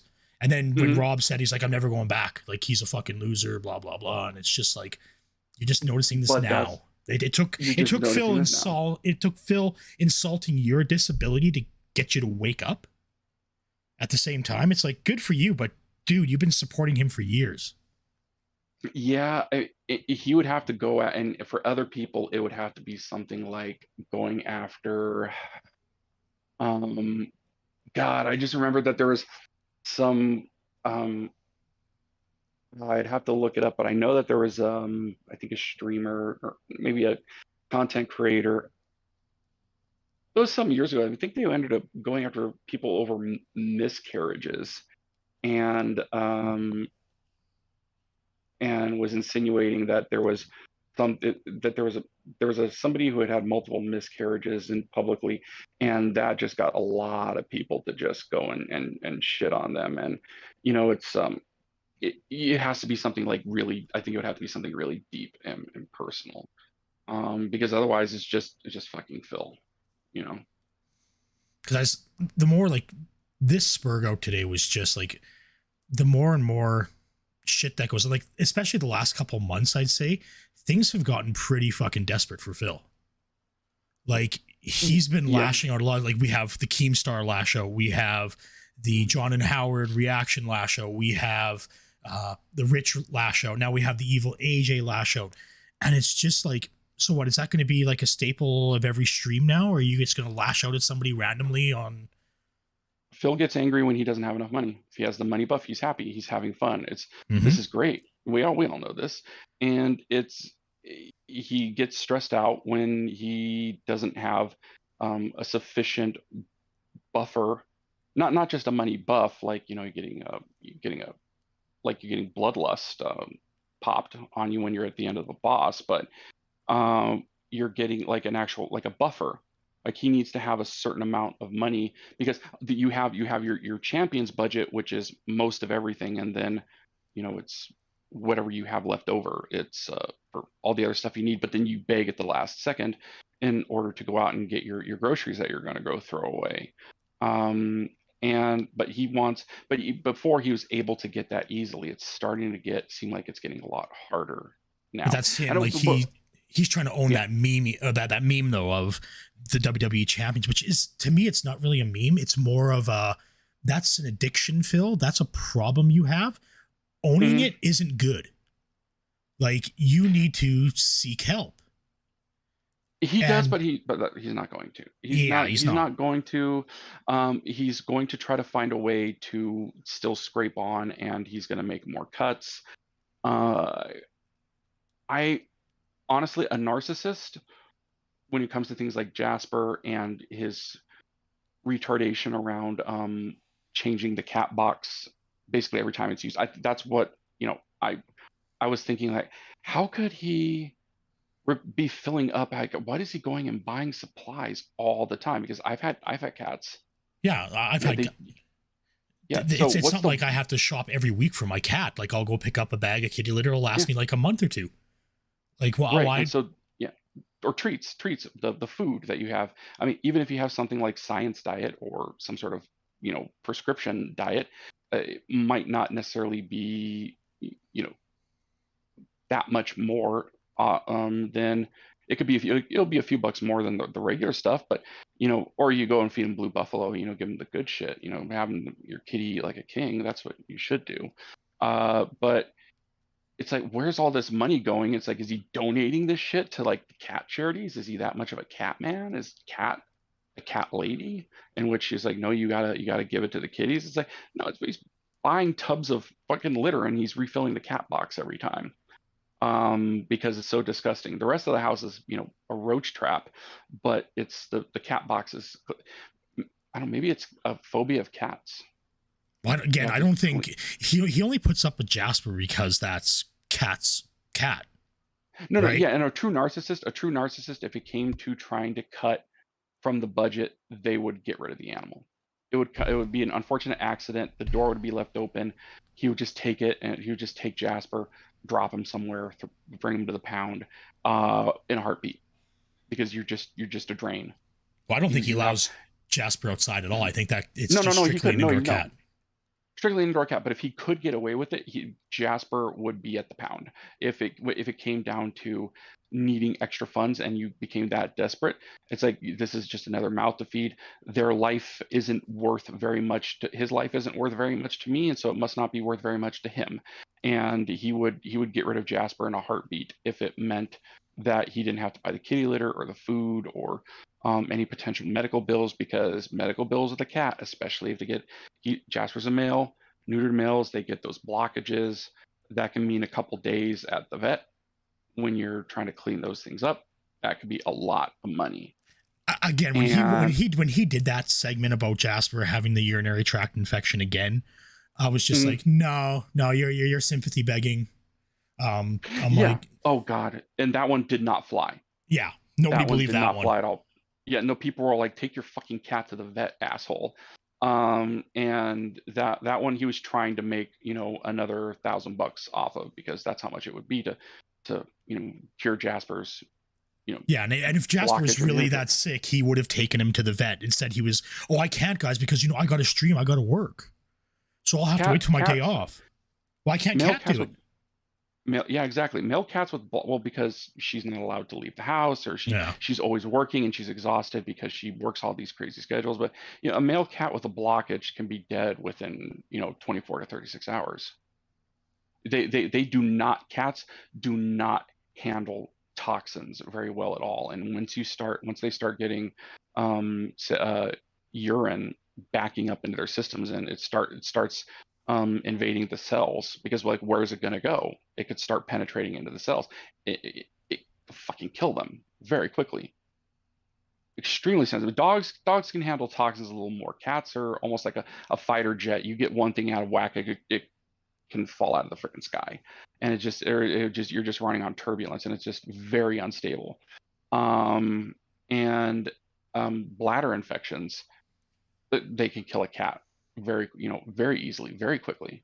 They don't clear up on their own like that. So yeah, he was just playing with that, and people were like, don't fuck with the cat. Okay, you don't hit a dog, you don't fuck with a cat, you don't whip a horse. Okay, you whip a horse, you're gonna get your teeth fucking broken out. All right, it's don't. yeah. And but Jasper, if he could get away with it, Jasper is a drain. Jasper could end up disappearing because he's not making money with Jasper. He's not making money with him. He made money initially, but he's not. People aren't just tossing money at him because Jasper's in the room. He's not a big positive contribution to the streams like he was hyping up and Well, everything like he that. Which did I don't think try. he knew that. He He tried. he tried to use Jasper for fucking Stray. He was playing that up every single time Jasper came in the room and was watching the TV or whatever. He would be taking Hmm. pictures, and everybody asks him all the time, oh, take a picture of your room, take a picture, or can you show us on your camera? But he wouldn't do it. But the moment Jasper came in and looked at the TV, fuck, he had that camera out, and he was just, Hmm. and it's just like, but that's for the bag money, right? That's like, oh, look, Jasper's here, guys, send me Yeah. money. Yeah, basically, and it's just not working. So Jasper is in Phil's mind, in a narcissist's mind, Jasper is expendable if he needs the funds. And you know how much he spends on him? It'd be 60, 80, even $100 a week that he'd be spending over at PetSmart. The PetSmart is in the same lobby as the Dick's Sporting Good that he went down to, which Yeah, is in the same lobby as the Total Wine the Total that he Wine's goes like to. across the street. Yeah, we were looking last Yes, night. Yeah. yeah. So it's all there. So he says, "Oh yeah, I wasn't going over there for anything particular. That was for the kitty litter run, and that was gin. That's what you were over there for." Yeah. And but no, that's he would be gone. But cat wouldn't allow it. That's the only thing that's blocking that right now. And actually, I see there are people talking in the chat. Was, yeah, 3 day, yeah, respiratory tract infection will definitely take out if it's bad enough. Yeah, it'll take out a cat real quick. And yeah, with one of my cats, one of them ended up having a blockage, but he was uh 15 at the time, and he ended up living another 5 years. So it wasn't a UTI, it was just a blockage that he had. And it was the only cat that I had that ever had that. Um, so it was something that can happen in neuter. He was a big boy. He was like 22 pounds, massive orange tabby. Holy So shit. oh yeah, he was a big boy. Hmm. Uh, So does anybody so anyway, but go ahead. No, Yeah. no, go ahead, go ahead, go ahead, go ahead. But yeah, like I said, just to sort of reiterate, everything that we hear in the copyright realm, it's incredibly muddy. Most of the issues that we have here in the copyright realm has to do with DMCA. It's YouTube that's causing a lot of the problem. YouTube doesn't care if something is fair use or not. That's not their job. Their job is to save their own ass. What more than likely, I think that it's just going to go off tomorrow, whatever it is. If it even is EvilAJ's, he might react to something different, right? He might end up reacting to something completely different. But if he does react to EvilAJ's, more than likely it's just going to go through. But EvilAJ would be very much in his rights once he starts getting into salty whore mode. And he starts getting his asshole stretched out like he's commented before, and he's like, give me money. Especially if the tips are slow, right? Or if there's not enough praise for him, stroking him for taking it like a good little bitch. It's If it's slow, he starts getting salty and starts going after EvilAJ like hardcore, bullying, insulting, and maybe if he even crosses that line of like instigation, maybe by accident, just in the heat of the moment, EvilAJ would be well within his rights to strike the stream, and then the VOD. Everybody will strike it. Every detractor will strike it. Like I did today. When he went off on EvilAJ and his friends and his family, I right away I even took a picture. I put it on fucking Discord. I was just like, no, I'm not standing for that shit. Don't attack somebody's family, another content creator's family, because your butt hurt because you can't make money off their video. I just want to say, Elaine, I'm really sad to hear that. I'm like, trust me, I lost my dog here last year, and it really affected me. So I'm sorry to hear that. Yeah, I lost my big orange one here just last month here too, when he was 20. So yeah, it was that was but I mean that's just one of those things. I mean, whenever you get them when they're little, it's like it is effectively a ticking time bomb almost. Or effectively, and it's but you know it's going to happen, but it's worth it. But like, but with EvilAJ, like if Phil does that, I will strike Phil again, or I will not strike him, but I will report him again tomorrow. If he's I mean, like that, it's reporting, and he just has to be toxic enough and slip enough. But I think that there's more of a chance of him slipping as his money decreases, because it looks like his money it's decreasing. Oh yeah, definitely. Peace had that the other night. Yeah, his money, he's down 20 grand this year so far, I believe, for 22,000.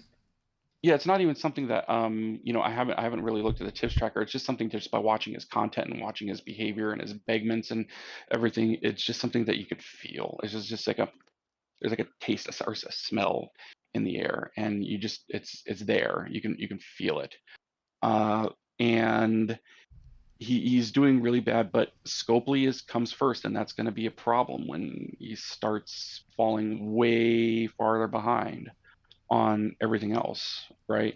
Something's going to have to give. See, like, and even this week, like because he was hard begging about, he had no money, even though he made, like, from Friday to Monday last weekend, he made close to $1,000, and then it was immediately gone. And he was begging. He's like, guys, like, I can't pay that bill. I can't pay my $25.50 fucking garbage removal this weekend. It's like, dude, you don't even have $25 on you. And then what was he complaining? Oh yeah, the $10 or whatever. He couldn't afford the $10 thing, and it was just like, dude, seriously? Yeah. You just made $1,000. Like, where did that all go? Oh, I promise it didn't go to WWE Champions. It didn't go there. Yeah, I see. What is it? I think that the more money that comes in, he'll lose control in clown mode. In a way, yeah, he does. When he gets into clown mode, when he starts getting into a lot of, well, let me see. What was it? When he ended up getting, what was it? The Xbox Series X donated to him, and he was like holding it up, like proudly and smiling, and like, oh man, look at all the trolls in chat. They're all like punching the air, and he does that. Or when, or there was one night where people came in, I think it was it was towards the end of the year. I think it was in either between September, October, November of last year, where he ended up getting like, I think close to maybe it was $1,000 or so, or it was maybe $500. And he was like, oh, and all the people, they start texting each other, like, hey, Phil's got a really, really slow stream. He's not going to make a lot of money. And they're going to come over, and they all text each other, and they come here to start making fun of me. And then all of a sudden the people rally, and they support me. And then it's like, oh man, Phil made a lot of money, and he throws his cowboy hat on the ground and everything. And he was being serious. He's like, oh, the trolls are punching the air type of a thing because I made a lot of money. That makes them so pissed. So he kind of gets into that. But when he gets into, but I think when he's low on it, and when he gets into a, like, say when the if something hits, some drama happens, like the bank leaks happen, people are like, dude, I'm in banking. That's not how it works. It's shut the fuck up. You don't know shit. You're just a little kid living in your mom's basement who knows nothing about banking. Lick my shit. Suck the turds out of my ass. You're Yeah, he gets banned. into scat and bans him and Is lean in. the vacuum is gonna break again.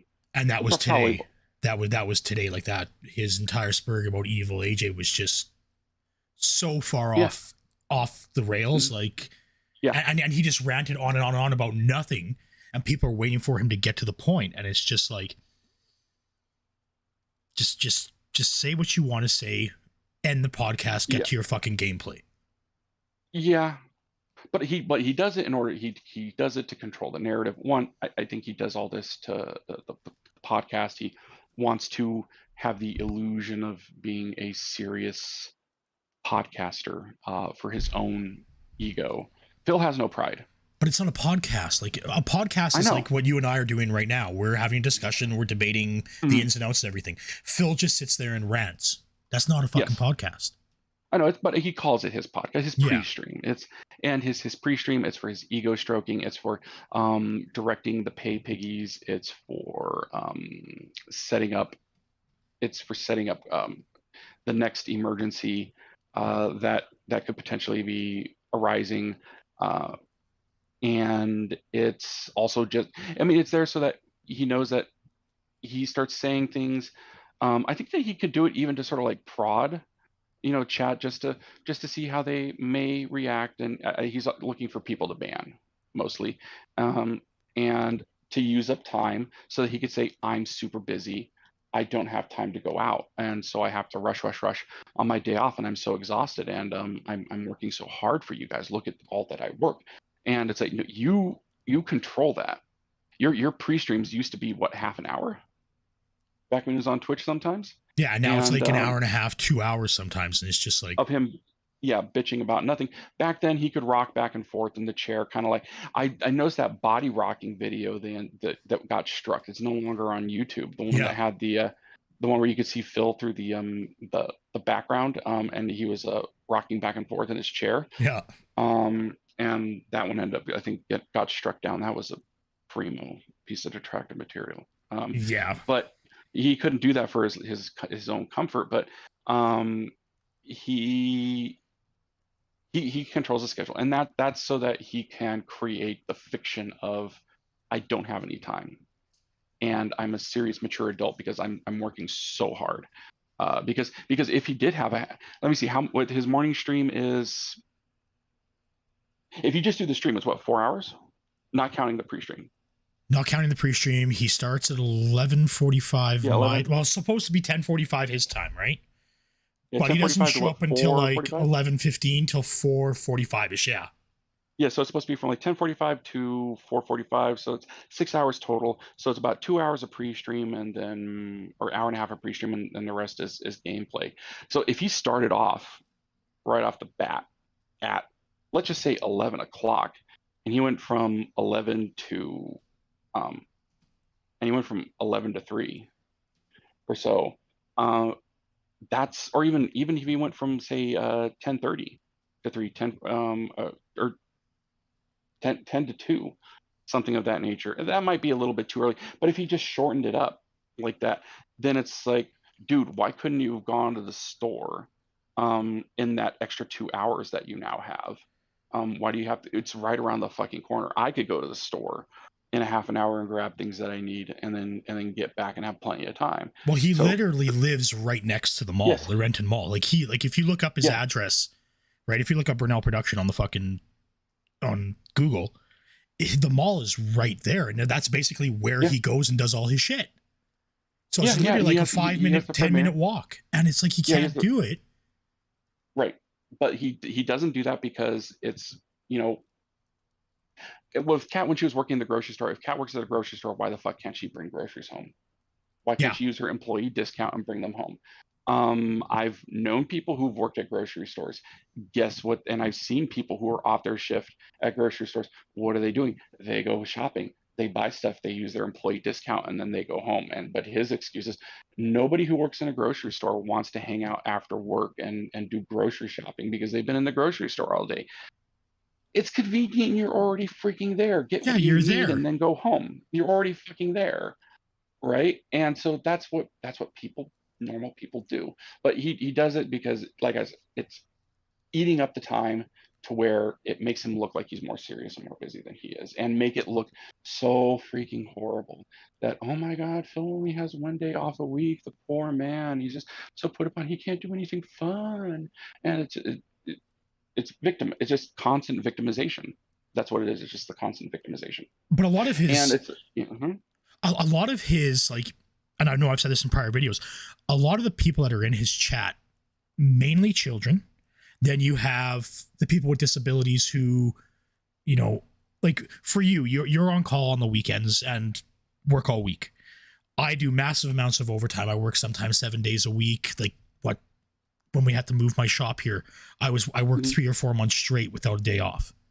And it feels like, oh, you know, I can't play video games for 12 hours a day without a day off every 6 days or whatever. And it's just like, dude, you drink and play WWE until 4 o'clock in the morning. You sleep 6 hours.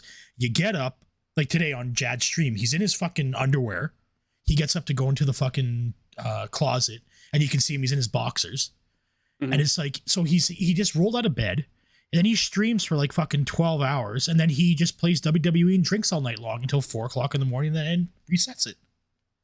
Was it actually, who's that? Unknown 000 said he just likes wasting money. Honestly, I think that his control issues are so deep that he may, one, not trust Kat to go shopping correctly, or that he has to make sure that he's there to touch it and see it, and it's done right. And also, if Kat is the one who goes out and does the shopping, then what drama? Well, one, Kiwi was saying he doesn't go out, he makes Kat go out and do the shopping. And so right afterwards he says, oh, I just went out and did all the shopping all by myself like a big boy, and Kat stayed home because she works so hard and is so tired working her full-time job. And he really can't let her do that, because then he won't be able to potentially come up with a story for drama, right? And he's not a mature adult who goes out and does his errands, and he can't bitch and whine about, you know, I just don't have any time. And also he likes to, a lot of his time wasting, like especially with driving, like the fact that he refuses to drive on the highways. When he says the zoo is an hour away, the zoo is an hour away if you take surface streets. It's 20-25 minutes away if you take the highway. Well, that was like Dairy Queen or whatever being like, or the Burger King was like 15 miles away when reality was 1.2 miles away. Well, actually, yeah, the Dairy Queen was just in the same plaza as the Taco Bell. Yeah, it's like, I think it was like 500 meters from his home or something like that. Or 600 meters. It was a couple hundred feet. It was like the Taco Bell and the Burger King were a few hundred feet apart on the opposite sides of I think it was there was a Safeway over there, and they're basically on opposite corners of the plaza, where the grocery where a store is. And he was saying, well, that's just way farther down. It's literally just on the other end of the plaza. And for him, that was forever. Either he was just trying to make an excuse because he didn't want another Cha-King situation, which, I mean, he complained about that, showing his phone and everything. Look at the evidence. Look at all this evidence that I have on my phone. And he just didn't want to do that again. Or, you know, he just wanted to literally control what was, you know, available, so that he can maybe bitch about it, you know, more than likely. Do you think his retardation? Talking about him not driving on the highway, do you think the car accident was real? Because I have never been able, I know the Kiwis have looked for the police report on the car accident, and nobody has been able to find that. There might not have been a police report. Yeah, there might not. With an You don't accident necessarily. as serious as Phil made it out to be, like his face was all, the left side of his face was all burnt up because the airbag exploded and I he don't was think all it was probably a charred. bit. It was probably a bit. Well, one, it wouldn't have been burned. It was probably because I deal with personal injury cases and car accidents. You might get a little bit of rash or you get some redness, and so he might have had an abrasion that was like he said, oh, it was all burnt up. But by the fact that Phil doesn't know how words work, or how to describe things, you know, he may have had an abrasion, or just some redness on his face when his face struck the car or the airbag. But that, like he said, he overcorrected and he caused that damn accident himself by the fact that he panicked, because Phil lives in fear of everything all the time, and he was like probably screaming "mommy" the entire time when he hit the guardrail. And so there would be a potential if it's a single car accident and there were no injuries that required, if it didn't require an ambulance to show up, there may not have been a the police may not have been called.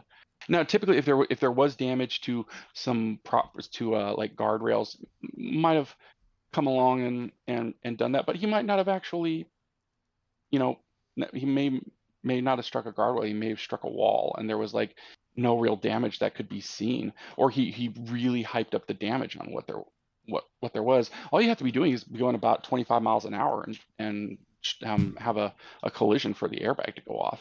But you look at the He may have been picture going. of Fat Cat in the vehicle there with Uh him, and that car is huh. just fucking dinged and scratched to shit. Uh huh. Right, so you can tell, Yeah. like, and then there's in the bank leaks, like all of a sudden his car insurance goes up by like $150, and it's like the That only reason that would could go up is honestly that could have been probably, yeah, that like could have maybe been cat. Cat crashed it or Phil or got into a fender bender in a parking lot, right? So like, Parking lot fender benders, unless there's an injury involved, those tend to be very small, and your rates will go up, not typically not by a whole lot, but if he has a habit of doing it, yeah, they will.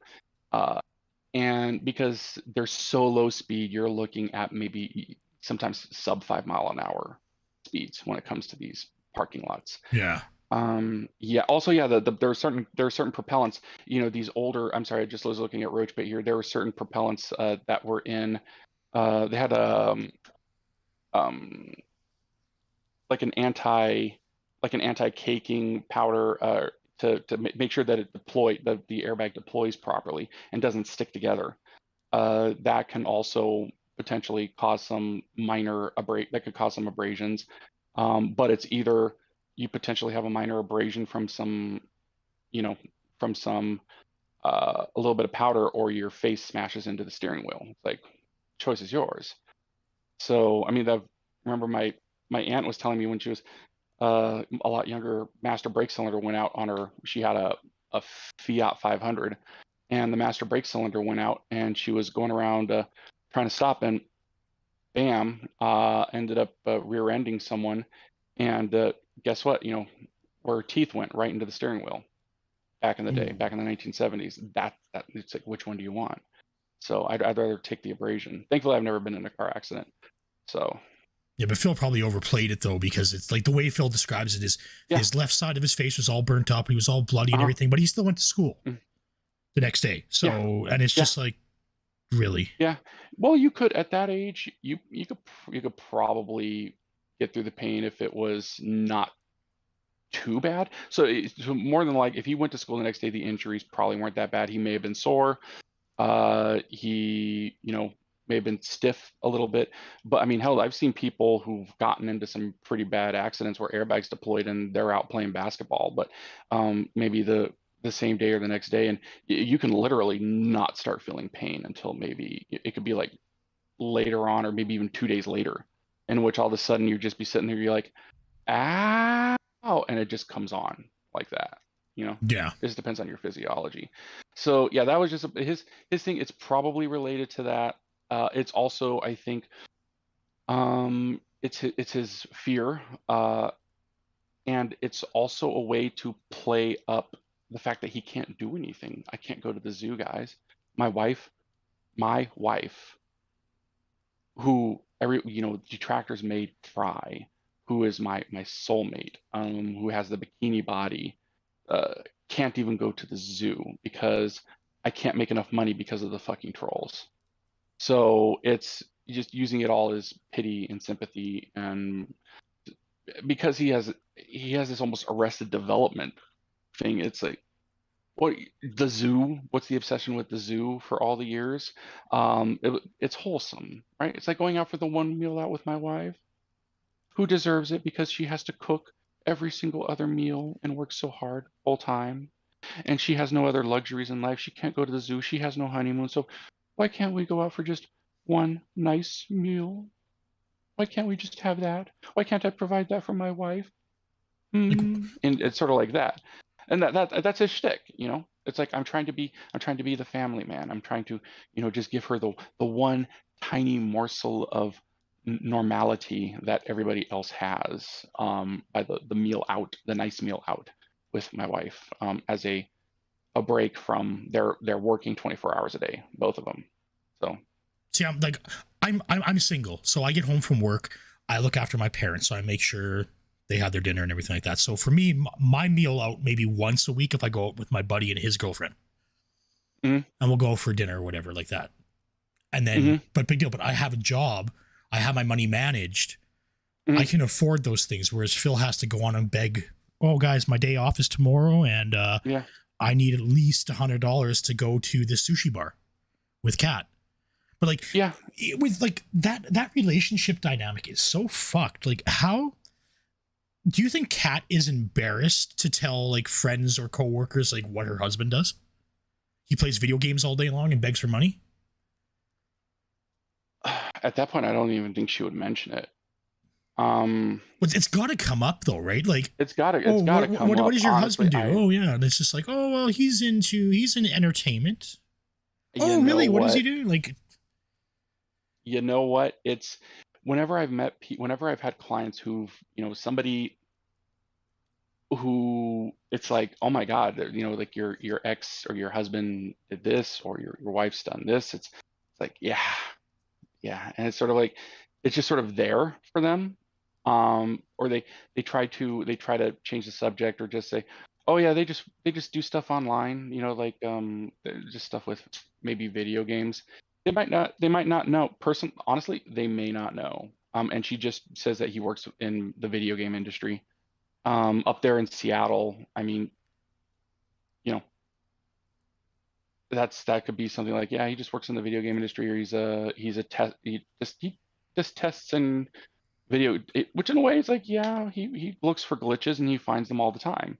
So if you want to play it like that, some semantical bullshit like that I could see a woman coming up with that. well, I know a bunch of people here in Edmonton that work at BioWare that do beta testing and everything, and they make good money doing it. Yeah, Although yeah, BioWare yeah, itself is a fucking cesspool, but a story for another time. yeah, But like, imagine like yeah. she tells like a coworker that Phil, oh yeah, my husband, he does internet stuff on YouTube.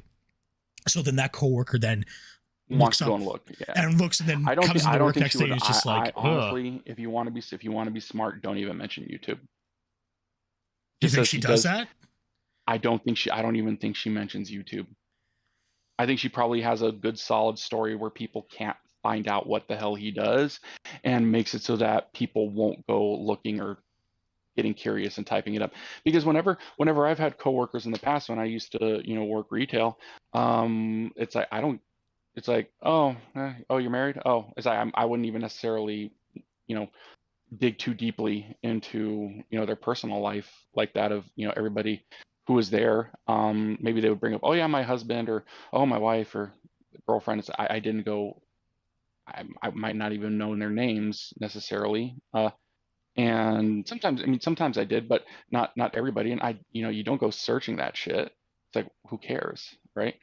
Uh, and I think that'd probably be the same way. It's like, oh yeah, it's like, oh, your name's Burnell, uh, and it's like Phil, and they might not make the connection, and more than likely they wouldn't go searching.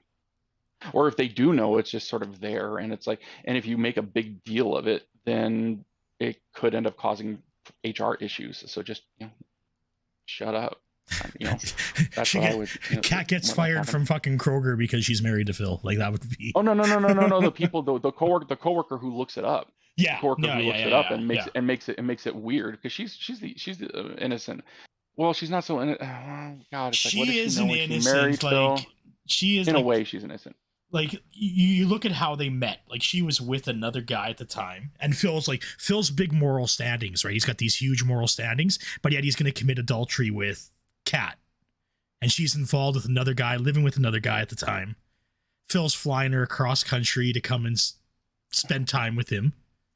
Well, it wouldn't technically be adultery considering they weren't married. I mean, it'd be cheating. It'd definitely be cheating. Yeah. And yeah, it'd definitely be cheating. And she was the escort in a sense. He was paying a woman to fly out and have sex with him, but she wasn't a pro. Yeah. And That's her sister. Her sister's the pro. well, the sister's the pro, and but for her, yeah, she did some bad shit, not some stuff that would normally be considered, by society. Yeah, you just don't freaking do that. And then she got caught out, and she had to move in, and so she had no real choice. It was either go try to monkey branch onto somebody else real quick, or be homeless, because Phil would have kicked her ass out of the hotel.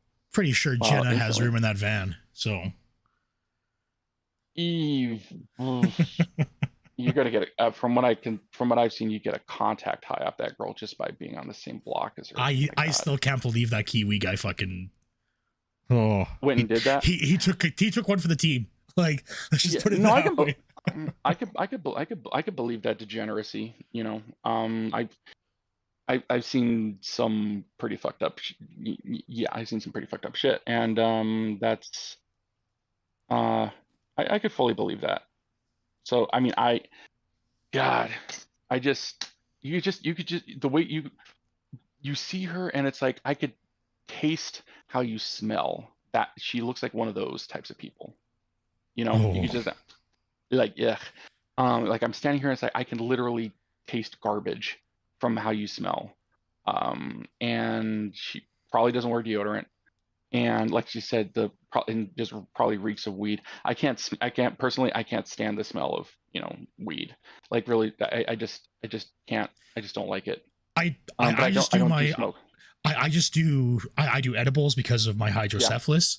Yeah. I can't stand the smell of weed either. And because I take the trains to work and everything, and you get the homeless people on there that just fucking reek of marijuana. And it's so or go to a Walmart parking lot. Yeah. We get that here in Canada too, with the Walmart parking lots with the drug addicts and everything in them. Yeah, but like I honestly, like she was bathing in that fucking Kool-Aid or whatever she had on her. Yeah, like, that was insane. OnlyFans content. Yeah, like some of those OnlyFans girls can make bank. I mean, I was had one come rolling through as a client who was having issues with a baby daddy, and I was looking at her finances because we were trying to determine child support and everything, and she was bringing like $25,000 a month. Oh yeah, there's some people on there. Like there was that one chick that was selling her bathwater and was making like she made like $2 million in like 1 month or something selling bathwater online. Like it was just Belle Delphine. Yeah, she made more profit off of that than Nestle or Arrowhead. Nestle's over here in California, over in the San Bernardino Mountains, just pumping water without a license, and people aren't enforcing that shit. But she made bank off of that, and it probably wasn't even a lot of that never even touched her skin. But who was it? That Bad Barbie, Bad Baby, the one who made like before the fees was like I read that story like in the $40-something million range, and people were throwing money at her. Like, if we throw more money at her, maybe she'll actually show us her boobs. It's like, if you keep giving her money, she's not going to fucking do it. Why would she do it at that point? It's like, if you give her everything she wants, what leverage do you fucking have? And so now she's set for life, and all she had to do was act like an idiot, and just take the same pictures over and over again, and there you go, instant rich. So, but most other girls on that website, they're basically selling, pictures of their coochie for like, $10, and they never make it, and it's quite sad. And everything's out there forever. So, watch out when your people find that shit in the future and they start ragging on your kids But and making their lives a living hell. Wasn't it Gundam or what's the guy? Better Bachelor, Joker. He did that where that was that woman in California, her kids, like they're in like elementary school or something like that, and they got kicked out of the private elementary school because the principal found out that she was doing OnlyFans. The mother was doing OnlyFans or something like that. Oh, that was Gundam. Yeah, it was a Catholic school. Yeah, it was a Catholic school, and I was just like, well, I'm like, but the husband had a really good job to begin with, and she just thought, well, I can make money doing this, right? But that's always an avenue for Kat when something happens to Phil. Once he does get, because Phil will eventually get kicked off of YouTube. It's not a matter of if, it's going to be a matter of when, and that's an avenue for Kat. Kat could just jump on OnlyFans and make more money than Phil, right? Well, there's that potential. She's going to need some marketing and some build-up time, but I mean, there might be some. I mean, who in the chat, like hearts in the chat for, if you're getting her nudes. Come on, everybody, let's get it going. I'm pretty sure Derek would be right in there throwing tens of. God, Derek. He would steal his mom's credit card again and just be fucking feeding her. He would get a blow-up doll and put Kat's face on that and like cut out the little cut everything out and he'd get the real doll and just say, okay, now here's her left boob and here's her right boob and here's her kitty and here's Jasper, and he would just go to town on that thing. Of course, he never fucking washes it, so goddamn. I still that's where the smell is coming from, Derek. That's where the smell is coming from. Wash your goddamn real doll. Because we were talking about Derek this week here in Meerkat's Discord, and it was just like, because he was posting some shit that he was saying in Phil's chat again, because he was spamming in Phil's chat and getting away with it, because Phil will put up with it for Derek because the guy's fucking retard. But the guy, I mean,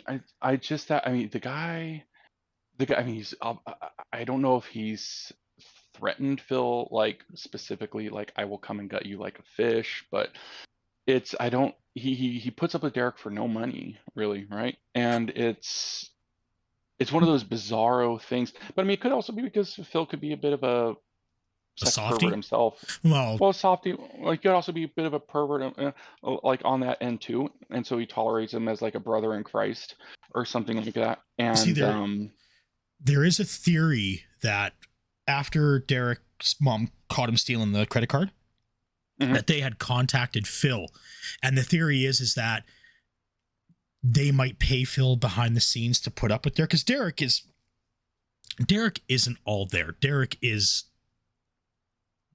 That boy needs help. He's mentally help, and they never got it to him. They never got it for him.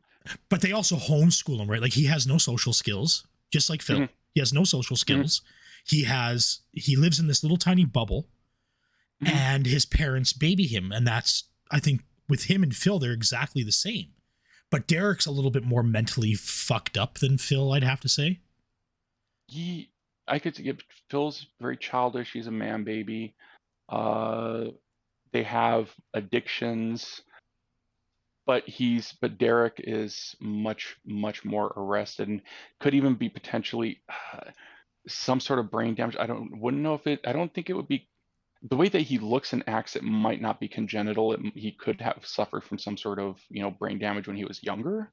Because if you have people with congenital brain damage, I mean, it tends to be certain types of syndromes or mutations, and it tends to affect a lot more about them in the way like facial features are structured. And I know he has that, the way, like, he calls himself Darish and whatnot, but it's a little more profound than that. He could have had that. I mean, who knows? I mean, his parents could be paying Phil to entertain him and keep him occupied so that he's not talking to them, which is great. We only have to deal with him when we absolutely have to, and Phil just keeps him occupied all the rest of the time, right? Except for that one day off. I mean, then it's like, oh God, we got to watch him ourselves. That could be something. And so he's getting money, that way, from behind the scenes, and he's like, okay, fine, I'll tolerate him. Because like some of the stuff like he'll say in chat is just like, it's just really, really fucking weird. Like, it has nothing to do with the stream. It has nothing to do with Phil or whatever. It'll just be something like off the cuff. And then, but Phil will put up with it. But if Snow Carl did that, fucking Phil would be down Snow Carl's throat with his fist, like, within a split second. Yeah. Who knows? He just maybe took a shining to him. He may have really just taken a shining to Derek for some reason, and he just likes him. There are people who are like that. It's just I just like them, just tolerate them. They think they're funny, and keep them around for entertainment purposes. It was Mr. Sam and or not Mr. or Fantastic Mr. Sam and Alt Insider that said it's like that person that was that you were there, right? With the guy that asked, it's like, who would you get rid of and who would you keep? Yeah. Right. And my answer for that was I would get rid of OIC and I would keep Derek. That would be my thing, because without OIC, the linchpin's gone for all the whales. He's out of there. And then Derek's just there spurging in chat. Yeah, just shitting things up. Yeah, that would do the most damage, I would think. Right away, that would just be, one, just the loss of income. Although, like, you just want OIC being that sociopath, that fucking, like, what is he going to do? I mean, is he going to come to Phil's house and move his ass in and Phil can't get rid of him? Is he gonna cut Phil's head off and use it like a sex toy or some shit like that? Like, who was that? Ed Gein, the serial killer or something like that? Yeah. Is he gonna go and pull that? Maybe. Who knows? You never know what some of these motherfuckers might do and when they might snap. Maybe OIC's out there right now, like, killing people as we speak. We don't know. Maybe he's just really just building up that thirst for Phil's butt. It's like, who knows? There's a reason he's there. He's latched onto Phil, and he's fantasizing about Phil as we speak right now. I know, gross. Go ahead, imagine it. Imagine them two together. Yes, I've just put it in your mind. And they would be feeding off each other like you wouldn't fucking believe. Oh no, Phil doesn't give. Phil wouldn't take either. I think that he wouldn't even. I think that he would still have OIC just going and giving it to himself. But it would be like, I get to sleep in the bed, you get to sleep on the couch, and because Phil doesn't give pleasure, he only gives pain. So OIC might be into that. So yeah, wow, where have we gone to? So I mean, but these are just no, it's not really off base. I mean, these are just the demented motherfuckers that are being attracted by this guy. It's the dregs of society, the people who wouldn't be accepted in other chats. Derek would have been kicked out of every other chat that you see. The mods in other places would have just said, dude, what the fuck is wrong with you? It's like, can't say that, right? And a lot of them, Phil also has that underdog mentality, that story, the lore that he's just fighting the haters and he's trying to keep it real. And some of the people there are literally there saying, I was picked on and Phil's being picked on, and so I'm going to support Phil, not like another big streamer or a titty streamer who just gets money thrown at them for no reason, and that's what you got. I mean, you get people like that, who are attracted specifically to Phil, and people who can't go anywhere else. Do you find it strange? Sorry. Go ahead. No, that's fine. Do you find it strange that with all of us detractors that have our own channels, create our own content, do you find it strange that none of Phil's fans do content to support him?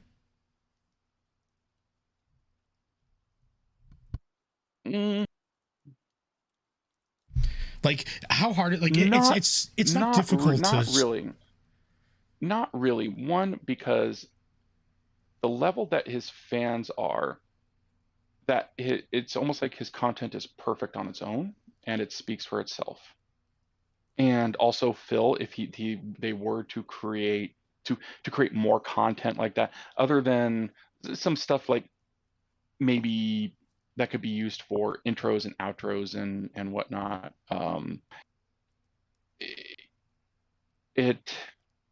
he might end up yelling at them. He might end up saying, you know, you're using my content, you're stealing from me. That's part, you know, that ad revenue should be mine, et cetera, just like he's always done. And a lot of them might not just have the either physical capabilities of doing it or the wherewithal, the mental wherewithal to do it. But I think that a lot of it would be that Phil's content as is perfect. It's enough. It's chill, fun content, and we don't need anything else because Daddy Phil provides everything. You know. I hate it when he says would chill. he accept it? Yeah, chill fun, like beef chill fun. It's like at the Chinese restaurant. Would he accept any level of no control? Fuck no. Oh no, Phil needs to be in control of everything. That's a narcissism. That's narcissism. You literally you'll have narcissists who will take one case that I had, they'll put cameras up to monitor even inside the house. The husband put up cameras inside the house to monitor outside. Had one of the security systems on the phone so that if a door opened up, it was like he was given an immediate alert and he could see the cell phones. He was able to put software on it that so he could see what websites were being gone to, who was being texted, would check phone bills, and would control like who your friends could be and who her friends could be. And when she ended up leaving, he ended up going where she was living and kicked down the door, and she had a taser, and he just ripped that thing out of her hand. And the baby was at a baby gate, down by some couches, and it was just an area of cordon off, and she had a taser in her hand. He ripped that right out of her hands and just started whacking the hell out of her with this taser, and it was all caught on camera. She had put a security camera inside, where she was, just in case something like that happened, and it did. And then he started like doing the taser, and he started walking over to where the baby was, saying, "I'm going to get that fucking baby." He was. If she didn't grab him, he would have started shocking the hell out of that baby too. Holy shit! Oh yeah, it's he was literally reaching for that baby who was crying and everything, crawling for mom. She was screaming, she was crying and everything like that. And then he's like, fuck all this, and he like tossed the taser on the ground, cracked it, and it just went flying into pieces. And then he turned off the water and left. He turned off the water at the main, and he pulled off the handle so that she couldn't turn it back on, and then left. See, I can't see Phil doing something like that, but no, Phil's too much of a passive aggressive pussy, but he needs control. He needs that domination, but he wouldn't be physically dominant like that. But because you see how he controlled Leanna, now you see how he controls Kat, right? Like Leanna just woke up and got the fuck out finally. Kat. Well, you also had Kat's background. I mean, she was in dependency court. She was in children's court. She wasn't the subject of that, the exorcism and necessarily getting locked in the closet. I mean, where we don't know the full extent of what it was. She may have not disclosed it because I think she was a bit older when that happened, right? And she may not have disclosed it. But I mean, seeing that type of shit, it does a number on you. And she's like, and by that point, she had burned bridges, and her mom's homeless, her sister's crazy. She was already broken down to begin with when Phil met her. She was already broke. She was already broken down. Panda was fresh and lively and naive. Kat was not naive, but she had nothing. And if you have people who have nothing, then and people were already broken down. If Phil just randomly ran into her, it was like the perfect storm. I mean, it's not like he targeted her and found somebody who was mentally broken down. I think he went and did the same thing that he did with Panda. Panda says that he just kept bugging me and bugging me and bugging me, saying, "Be my girlfriend, be my girlfriend, be my girlfriend." And I think that he went and talked good shit. Talked about, I got all this money. I'm in Washington. I got a nice place to live. It's like a couple $100,000, and I make all this money, and I can buy you all this good stuff. How about if I take you away from the place where you don't have anything? Maybe you're not. Superman was younger than her, right? Yes. Yeah, and so it's like, be with a mature adult, a successful businessman, which is a bunch of bullshit. And so he goes and spends a bunch of money to impress her. She moves out here, and then, you know, she's stuck. I wouldn't be surprised if she was on medication and he said, "You don't need this," and either hid it or threw it out in order to control her.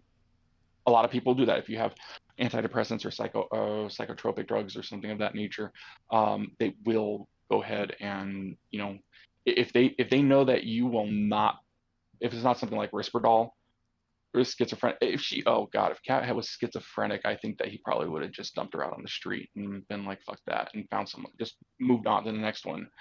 But if she had some sort of depression, was medicated, I could foresee Phil doing something more passive, controlling by, you know, controlling medication like that, because narcissists will do that, definitely. Yeah. No, definitely. In order to make her, in order to deepen her depression. But then you get into the despair, the monotony, the, you know, just I'm stuck with this guy. And it was also a tax break for Phil getting married, right? He could take the full deduction. Yep. And make more money. And what else she's gonna do? She was already, well, actually, she was in her 20s when she no, wait, Phil got married 32, 29? right? Or was she 30? Was she 32? I think she was 32 or when she, they or she in her married. late 20s, or she may have been 28 or 29, right? Shit, how she was old born, was Kat? wasn't she born in 90 or 92? I can't remember. I know when they got married, I think she was 32.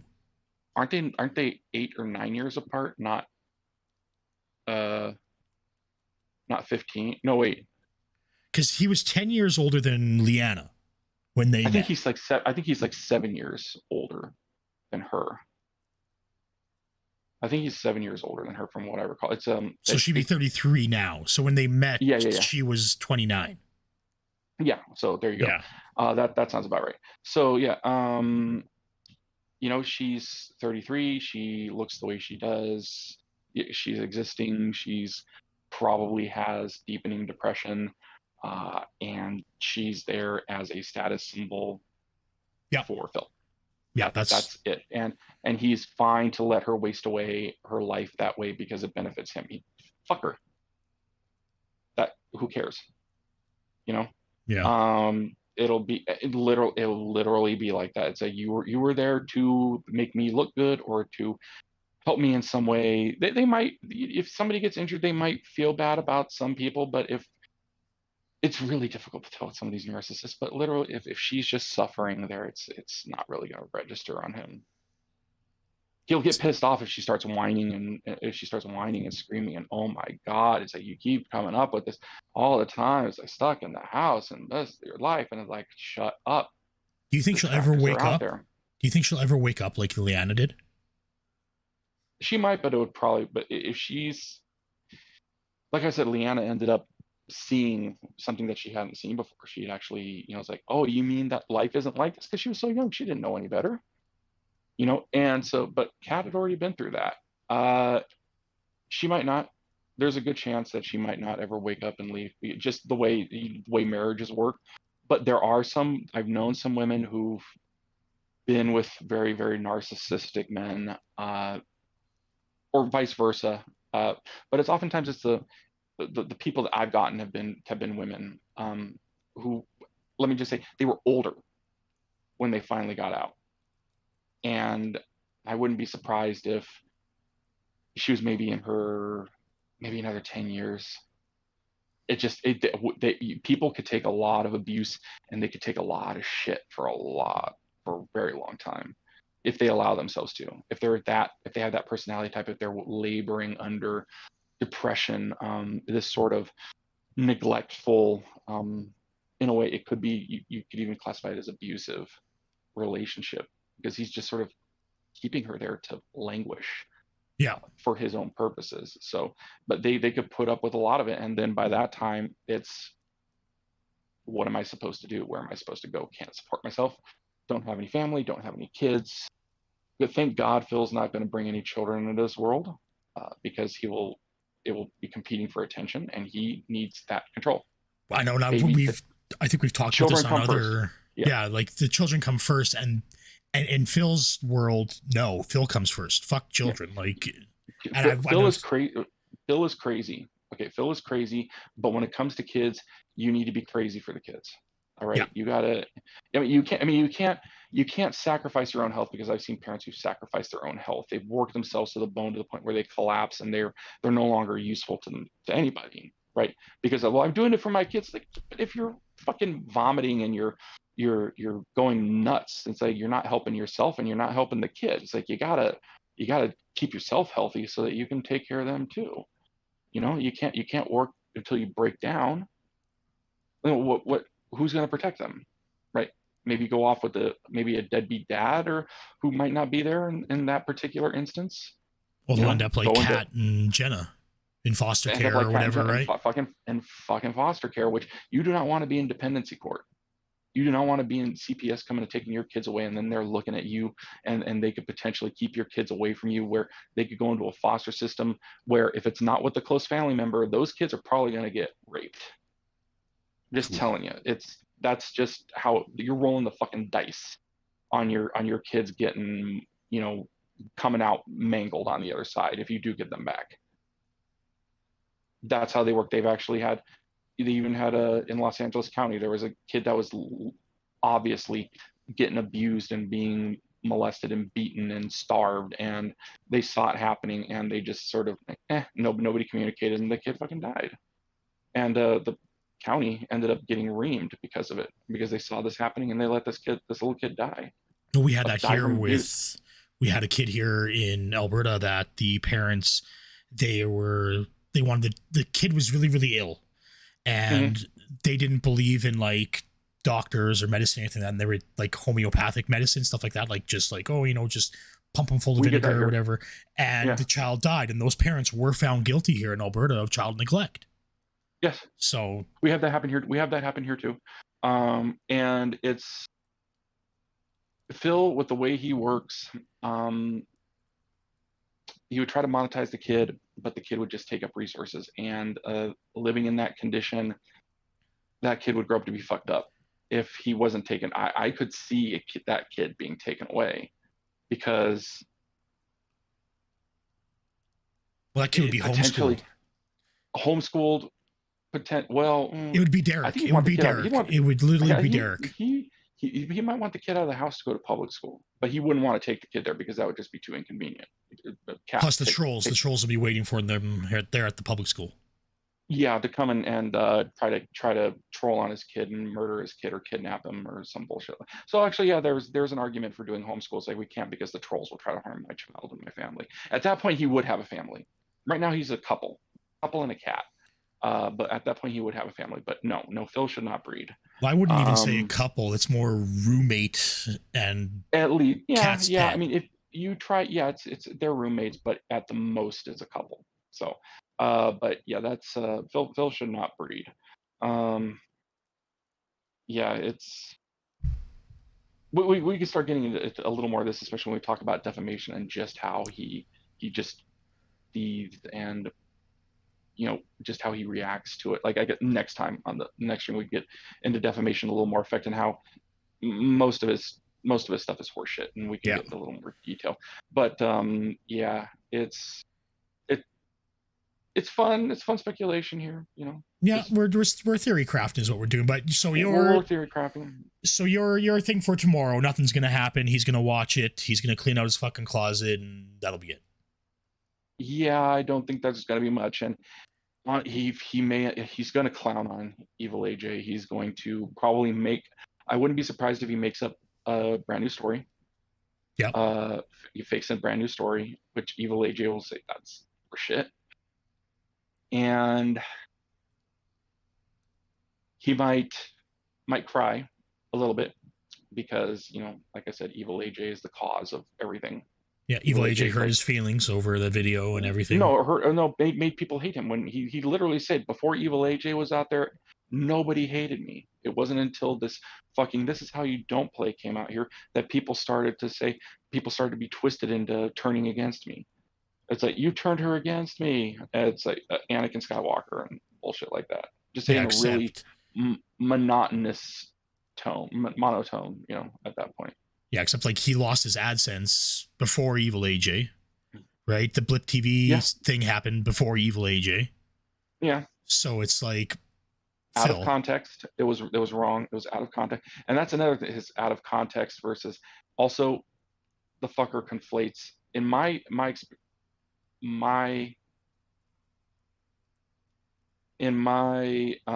opinion, he misunderstands what out of context means. He has his own special definition, but he also conflates it with out of character. And maybe we could talk about that next time when we're talking about defamation. That's really where it's going to be going. Definitely. Do you want to do next weekend? Are you up for next Saturday night? Whenever you want to, or next Saturday or Friday night? Saturday, because he has Friday's his day off next week, right?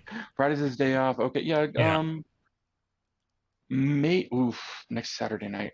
Or we could do it Friday night. We can do Friday night and just have like a Q&A or whatever and go over defamation and on his day off. We could do something like that. SOK was before all that, right? Actually, SOK came about after EvilAJ. It was after EvilAJ, yeah, it was after right? EvilAJ was in 2011? 2012 was EvilAJ, because that was yeah. And SOK blew up in 2017 or 2016, 2017? Yeah, there? something like that. Yeah, 2015, 2016, 2017. Or 2015. Yeah, so that's when that's about.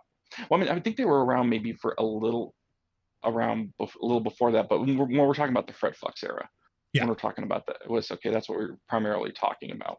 But yeah, they had EvilAJ, because they would have Let's Endures, watching these things. What's a Neo? I dodged and I rolled, I dodged, and worked, and just doing that over and over again. And then it was just Fred Fucks going, and just that was pretty entertaining but now if you know the context. Yeah, sort of and all the FGC stuff had already happened as well. Like he was already run out of the FGC.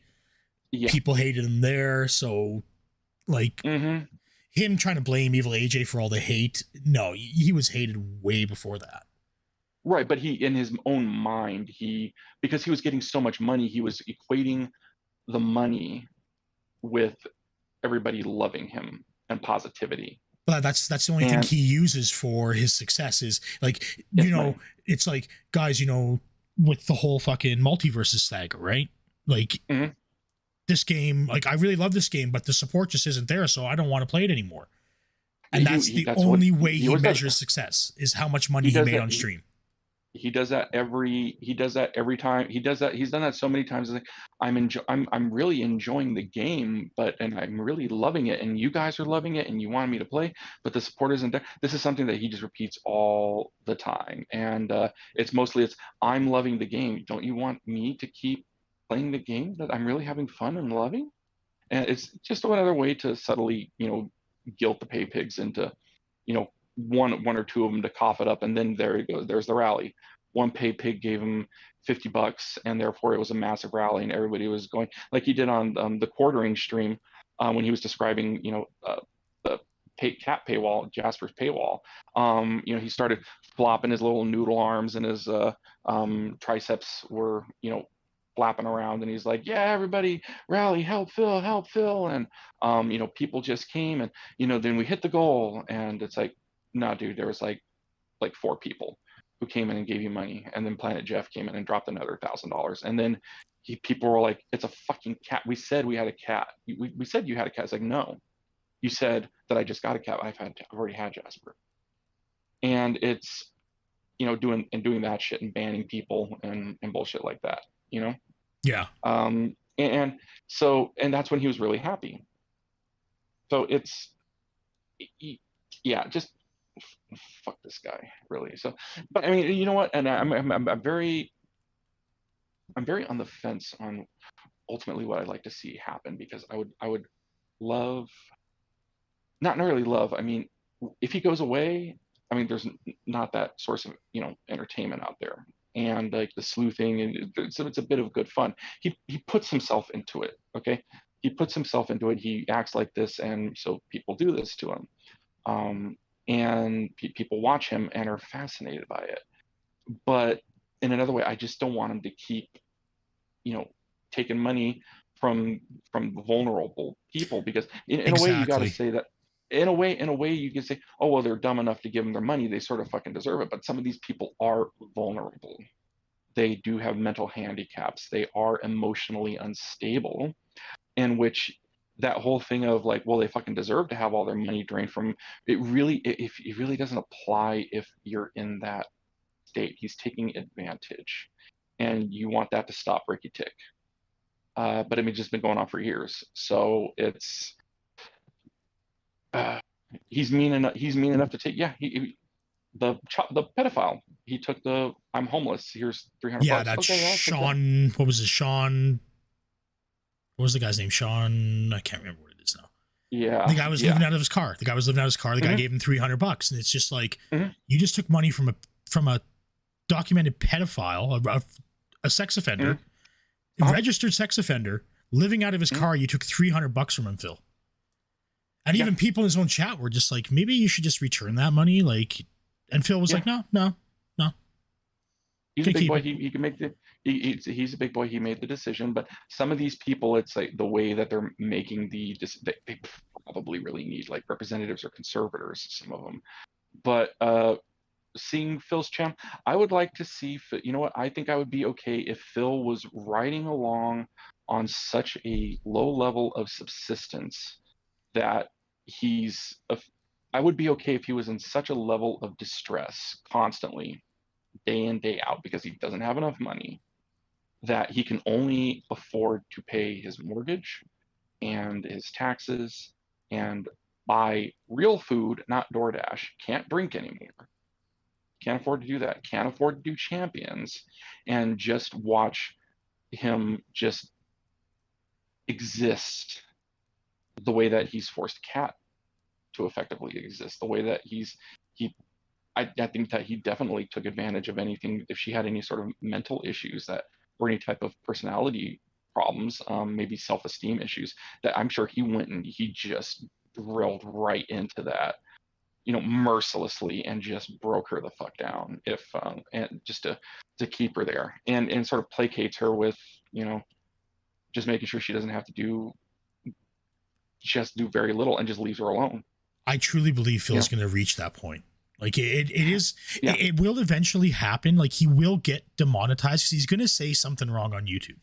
Like he already yeah, has. It's just a matter of time. Like YouTube is very, very slow unless you do yeah. come out and just like go on a full blown Tism tirade or whatever, right? Like Wings of Redemption Yeah, did. But yeah. If you're well, even if you're African American and you started just going on like sick animation, Norse in the Ninth Ward, if you want to go look that up privately, that would get you demonetized real quick. or And actually even LTG, look at LTG, right? LT, yeah, exactly, like more hardcore, that could get you in trouble.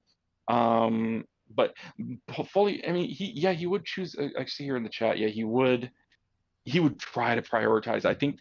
But although I think that his pride, that his not his pride, but his ego was such that he would find a way to shuffle that, and he would like have this spinning plates.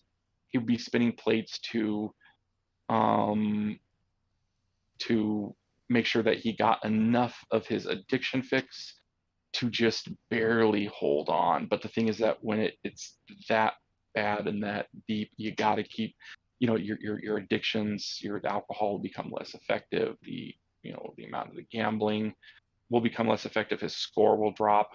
Um, he's something will give eventually, and he's probably, if he could end up selling, yeah, he can end up selling the house. He's going to end up getting a bunch of money from that anyway. Yeah, like we went over that the last time. He's going to get like over $400,000 Yeah, from yeah. what he If he paid wanted to for choose it, to sell, right? yeah, I mean, if things recover from where they are now, it could end up, even more, even more so. But actually, what was it? He has the type of loan he has. It's escaping me right now. It's been a long day, but he's towards the end. He's going to start getting these balloon payments that are going to destroy him. He has, oh, was it purchase money? Was it a purchase money mortgage or something like that? Yeah, but he put down like the bare minimum. Like his parents, and I'm Yeah. 100% pretty sure his parents gave him that down payment on it because he put down Yeah. the bare minimum. So when it gets closer to the end, yeah, it's gonna explode on him. And he right now he doesn't consider his mortgage a big bill. Like he always, oh, I got 2 big bills coming up. It's my internet bill and my HOA fee. No, you have your mortgage fucking coming up, and your mortgage is like triple that. So Yeah, but I mean, like he says, he pays his YouTube money, and he pays that with his YouTube money right off. Well, I think that he definitely takes some for Scopely automatically. So right off the top, Scopely money. It's WWE champions. Try to pay what he can with the rest of the YouTube money. Take some more WWE champions, then pay a few more bills. So I definitely think that he will try to. I think that he tries to. I've seen people do that. They apportion it that way. They'll say, "Okay, I need to take money because I need to do that. This is the most important. WWE champions is I got to do that before I pay the mortgage. Okay, that this is necessary. Okay, this is the tithe. I know, and then pay the mortgage, pay certain other bills they have. Doesn't have any credit card bills, fine. And then when he pays the certain essentials, um, it's more WWE. He takes off a little more for WWE champions. Like, what can he get away with, right?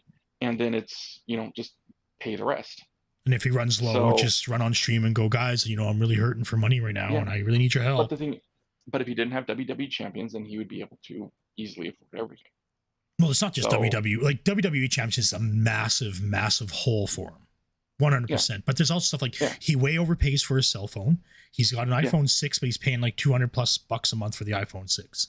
He's got his internet that he's paying nearly $500 a month for, which he could be down to $100 a month. So he can cut costs. He just chooses not to. what was it that borrow against? Oh yeah, that's right. He wanted to refinance the house so that he could roll before the bankruptcy, so that he could roll up all of his credit card debt into that and into a house refi, and just start paying it off in the mortgage like that. But he had such a crappy. He'd only been living in the house a year or two when he was talking about that, Yep. and he didn't have a good enough history. His income had dropped. They weren't gonna they weren't really gonna refi at that point. It was too soon, and yeah, he was delusional about his own ability to bring in money at that point. So what do we get? Rolling. Well, the back tax payments. My calculations, based upon the payment that he made during the bankruptcy, the voluntary payment, by the fact that in January of 2020 he claimed. He When was that? Was that at the end of January? No. Wait. It was. He filed in January. He should have already paid his January payment by then. So it was $15,000.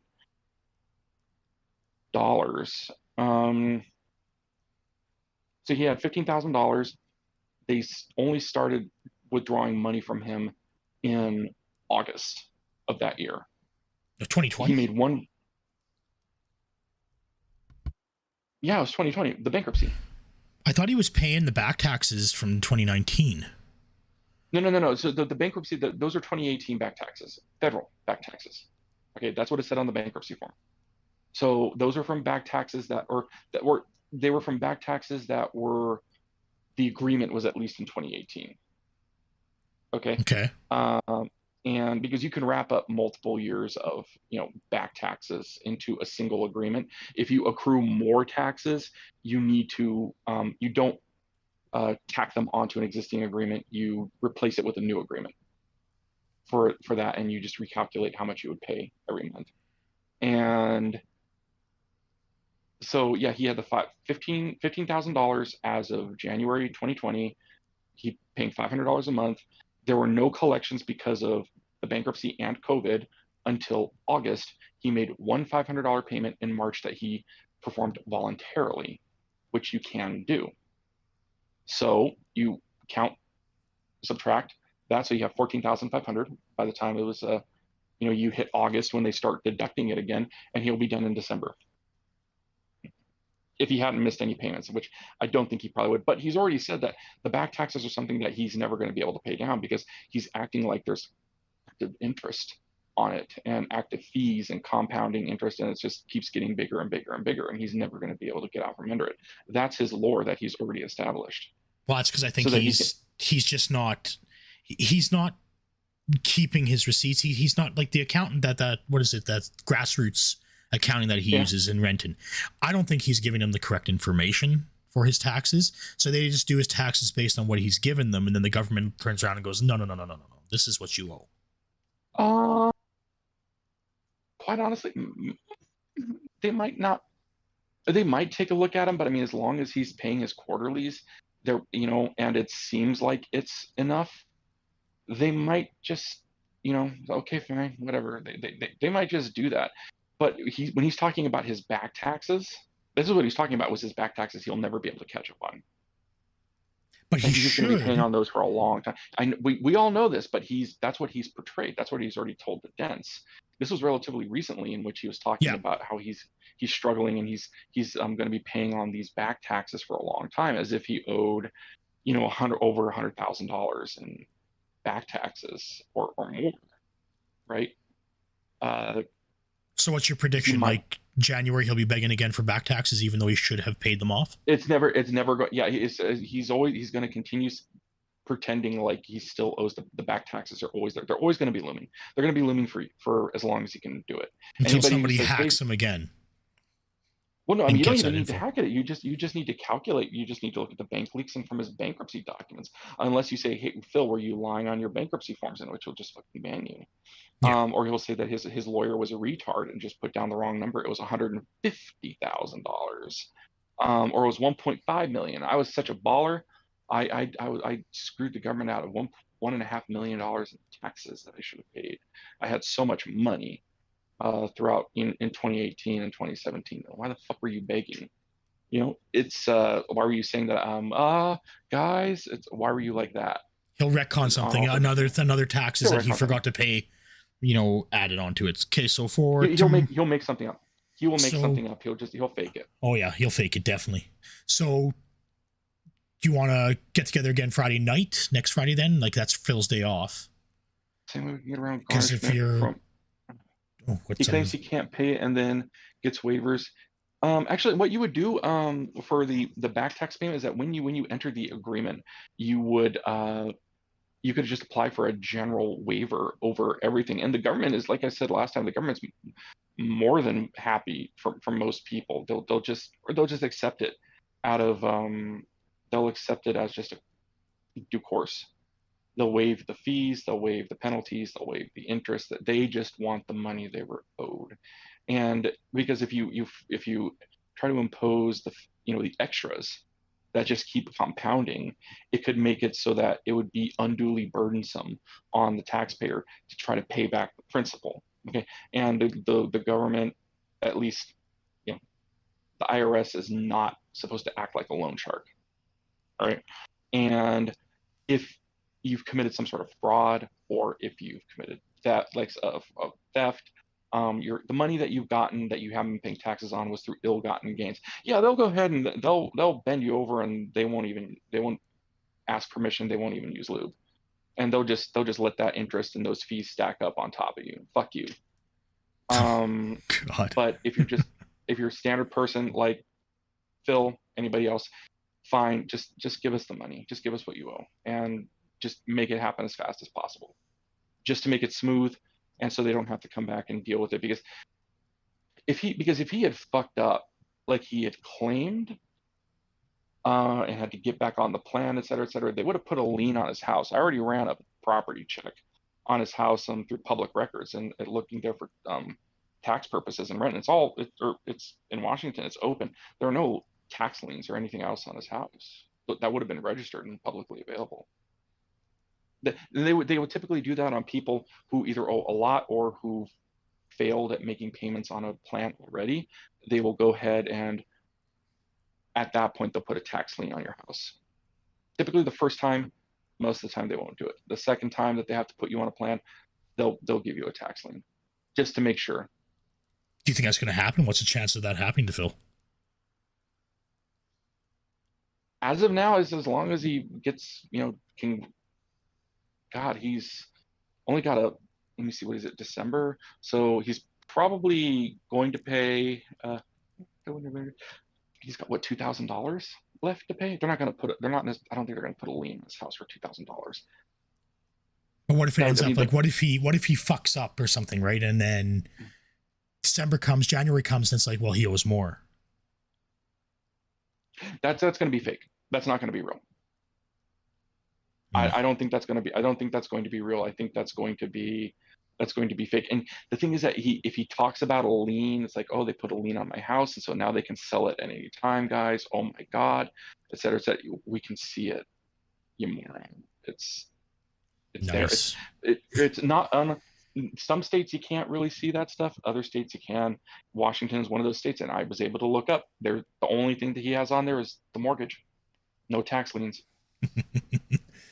And that will be something that we can verify, and then he'll call us mentally ill morons, and it's a lie, and it's a nugget of truth and a snippet of truth, and whatever, and or somebody at the county recorder's office fucked up and is a filthy detractor. Yeah. So, but yeah, that's all going to be bullshit. Like he's already set up the arc to be paying back taxes forever because he just made that much money while he was poor. Yeah.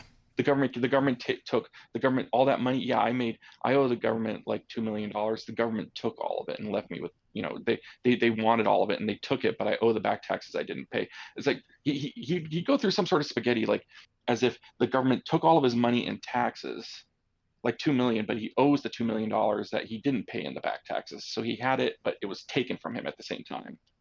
Because he can compartmentalize and he can actually have that cognitive, he can do that cognitive dissonance in his head. He could do that, and he can play on the dents, and no problem.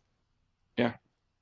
It's just like when put in the code where, like, he doesn't understand 2FA, and then literally a month later, it was a month between that and the bank leaks. Put in the code where, to where all of a sudden he's like venerable master Wu Shi of who can do who knows everything about 2FA. He's the wise transcendent master, criticizing Bank of America for not understanding what 2FA is, but Phil knows what it is. He sees all. Yeah. He can see the future, and they're all just a bunch of morons. So that's what he can do. And it's like both are true and both are false. You're a liar. You're both telling the truth, and if you bring up one or the other, you're a liar. Fuck you. So it's crazy. This is the stuff that I love, is the fact that he can just go and he could seriously do this, and he has no shame in doing this, and it'd really be satisfying to see it all crumbling down, and just see the seething and the crying and the real distress, not the fake distress. That's why we're here, though, right? Like, that's why we report this shit, right? To make sure that when it does happen, we're there front and center, and we can watch it just burn all down around him. So yeah, basically. Yeah. But he isn't paying taxes as he goes, and he just gets a new tax plan every year. They would have put a lien on his house if he had done that. If he defaulted on so many payments, they would have liened his house. Yeah, because they would have probably put a lien on his house already, if he kept on not paying taxes. Especially since he already had a problem with not paying taxes, they're gonna say, we're gonna have a problem with you, aren't we? And they would just put a lien on his house every goddamn year until he paid it off, because they can't trust you. We don't know what's going to happen, and they want to secure their tax money. Yep. So, I mean, there's that, but I wouldn't. I don't think he would do it again. I don't think he would try that thing where try to raise money because it probably wouldn't work. He doesn't have the fans anymore. He doesn't have the whales. He doesn't have the dolphins. Doesn't have the 50-bit bitches. He wouldn't be able to raise as much money. And that whole thing was, a lot of it was, let me see which one, November. He wanted to bring Cat out. He was starting to bring Cat out and needed money. And then he started begging more. And that was to make up for the funds of Cat actually moving out. to sort of like offset what he had to spend. So he's like, I spent money to bring this woman out here and move into me, so I need to go to the pay pigs to recoup those personal expenses because I shouldn't have had to pay for those. I need to get that money back. That money was lost. It was wasted. It rotted away. So I need to go and get it back. And that's what he did. So it's like, I need money. Oh, I didn't. I begged for money. Oh yeah, all that went for taxes. The next year, yeah, guys, I didn't actually pay those taxes. Give me money. So he can't collect like he can. So I don't think he would do that again. And also the next time it happens, that the policy from what I've read in the IRS policy book is first time they'll be willing to let you go generally without a lien, but the second time they'll put a lien on your house for the full amount, and it will stay on there until the last payment. Then they'll clear it. So if they gotta sell your fucking house for $2,000 and you won't pay, they'll do it. They'll sell that bitch at auction. They will take the auction fees off. They will take the fees for setting it up for actually selling the house. They'll take the $2,000 and they will, oh God, they might even be able to go and get back interest and fees that you would have owed on the amount that you were paying because you defaulted and fucked up. They might be able to go back and get all those fees too, potentially, and the interest. And they just eat that shit away and then give you whatever's left over.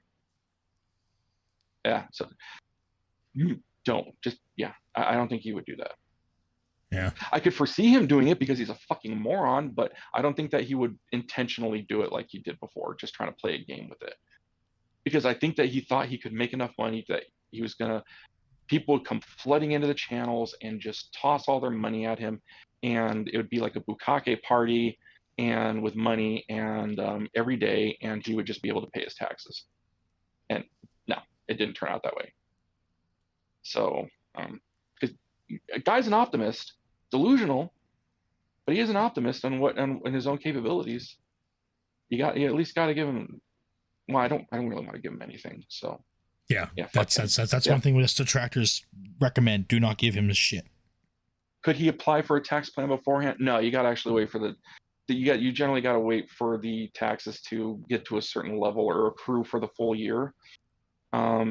They want it because they want it to be for that entire tax year.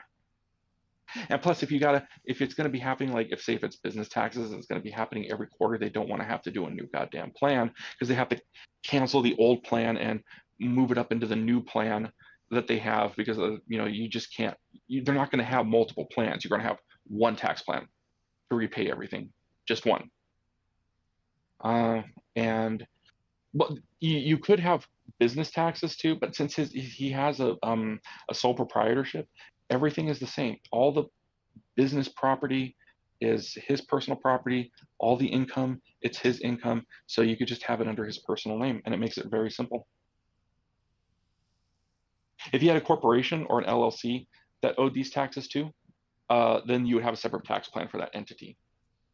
But since everything is all under his name, it's all him. It's one tax plan. And that's where he fucked up, because he should have done an LLC or a C Corp, like Peace said. And he did the sole proprietorship, so... Well, it would reduce his liability. I mean, when it comes to LLCs, well, actually, since he's a one-man LLC, because typically when it comes to LLCs, they will take... This is presuming that the LLC is going to be making a lot of money, a lot more than what you would have. And when if you're a member in an LLC, a limited liability company, it sort of works in the same way as a partnership, in which the income of the LLC can be attributed to you, and that can. But there's a way for you to work it out to where you can reduce it and not have to personally pay, like as if it was on your own personal taxes. You got to like separate it and everything. But yeah, there could have been an LLC. He would have had to pay probably a few $100s for a fee, which I'm sure he didn't want to fucking do. And you have to maintain an LLC. And for him, that would be, LLCs are incredibly easy to maintain. much more so than a corporation. But he's just too fucking lazy. He would end up fucking it up, and he ended up piercing the corporate veil, and he'd lose the benefits and the separation of the assets, and they would just say, you've been using your corporation as a fucking piggy bank, and you've been using business assets as your personal assets, so we're going to count everything as your personal assets. And he'd be in the same position that he is right now, because that's exactly what he's doing right now.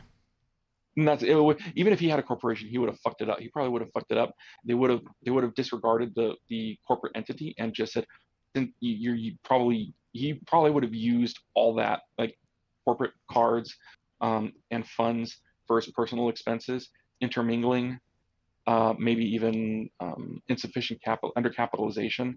You don't have enough money for the at the beginning for the corporation to start, which it would be more intermingling with him. He was just using the corporate assets as his own money, and he wasn't giving himself a paycheck every month.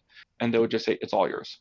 Everything, all the money in the corporate account is your money personally, and we're going to count it and tax it as its personal income.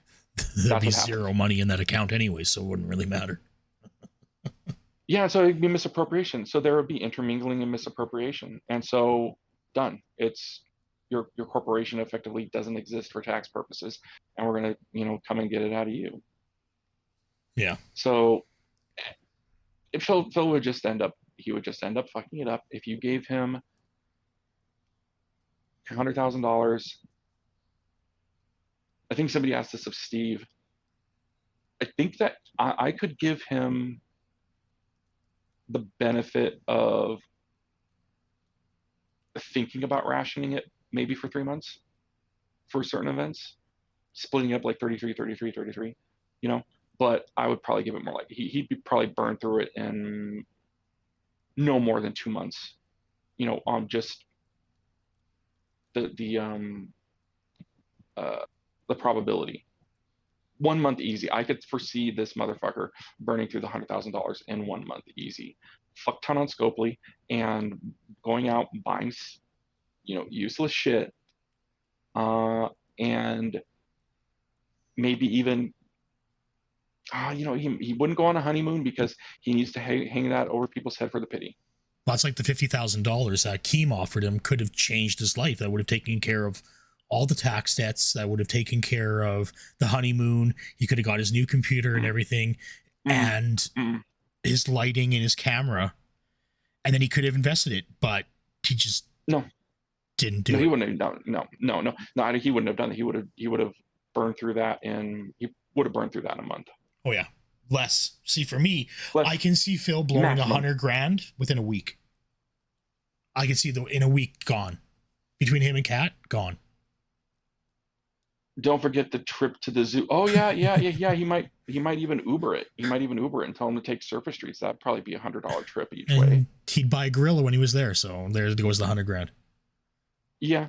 So yeah, I don't even think he would go to the zoo. I don't think he would do it because he wants the pity. He wants the misery. Saying, I can't have this simple pleasure in life. He needs that.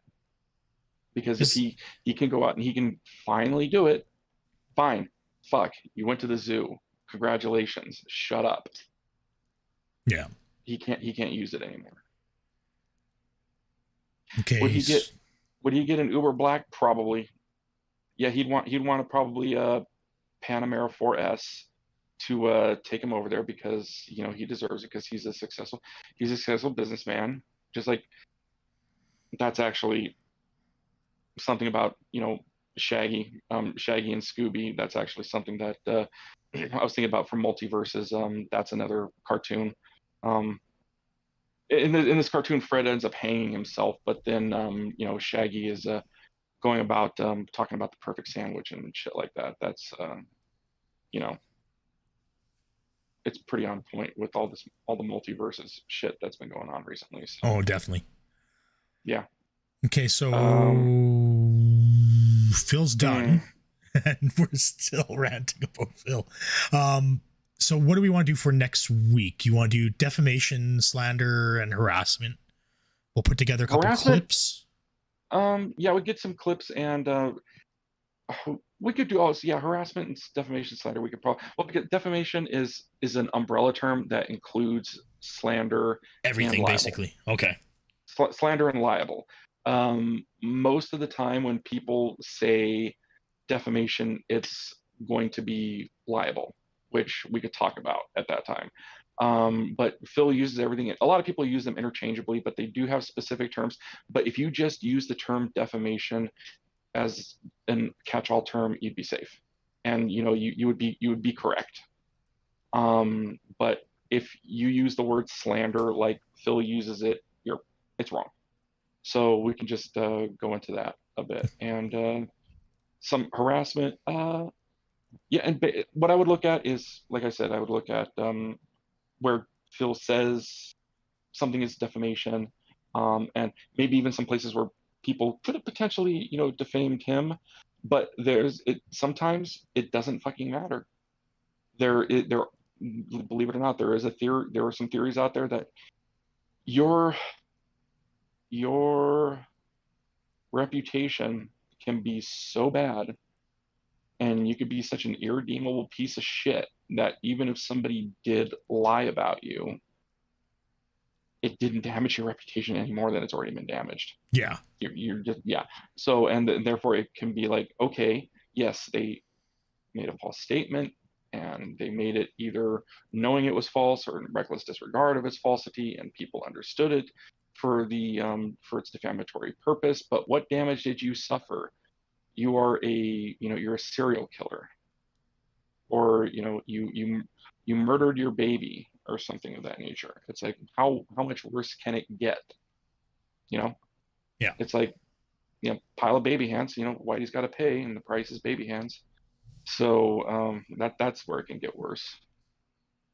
Okay. He also needs to stick it to the trolls. Yeah, well, Phil, stick it to the trolls, or the trolls stick it to him.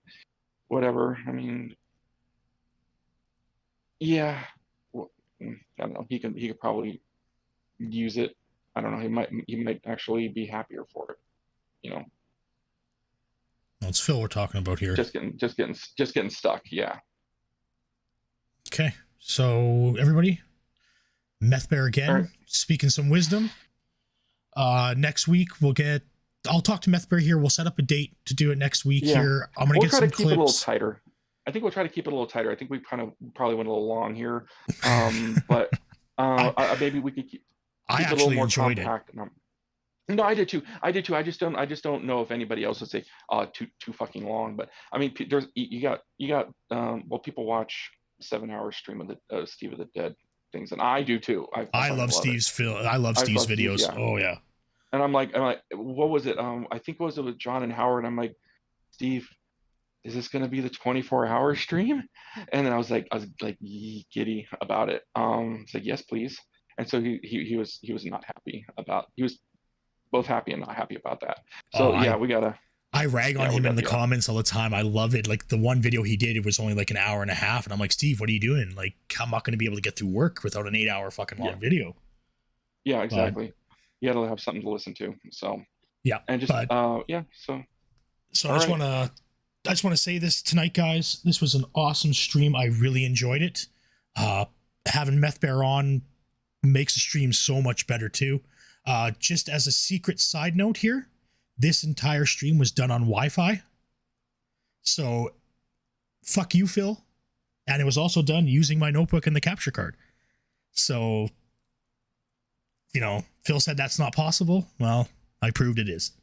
But again, next week we'll do Meth Bear and I'll get some clips together, and we'll get for defamation and everything like that.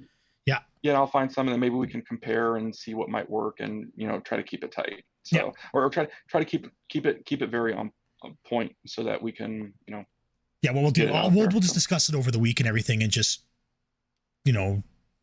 match up and everything, and just get everything together, and then we'll do. If it doesn't happen during the fight night, if it happens earlier on or whatever, great. But I will do fight night again next Saturday, because Phil's Friday is his day off. So I will cover it again Saturday night. watch Phil get bodied again. I know he was getting his ass kicked a couple times here tonight.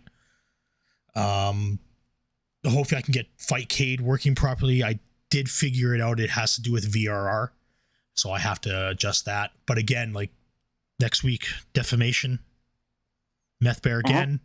Yeah, Defamation, and we've got to even say or Harassment. We'll figure it out. Yeah, and if anybody has any questions for Meth Bear, get them ready. You can email me, hit me up on Discord. We'll get everything scheduled away. All right, so I want to again thank Meth Bear for joining us tonight and spilling his wisdom for us. It was a great one, and everybody, good night. Good night.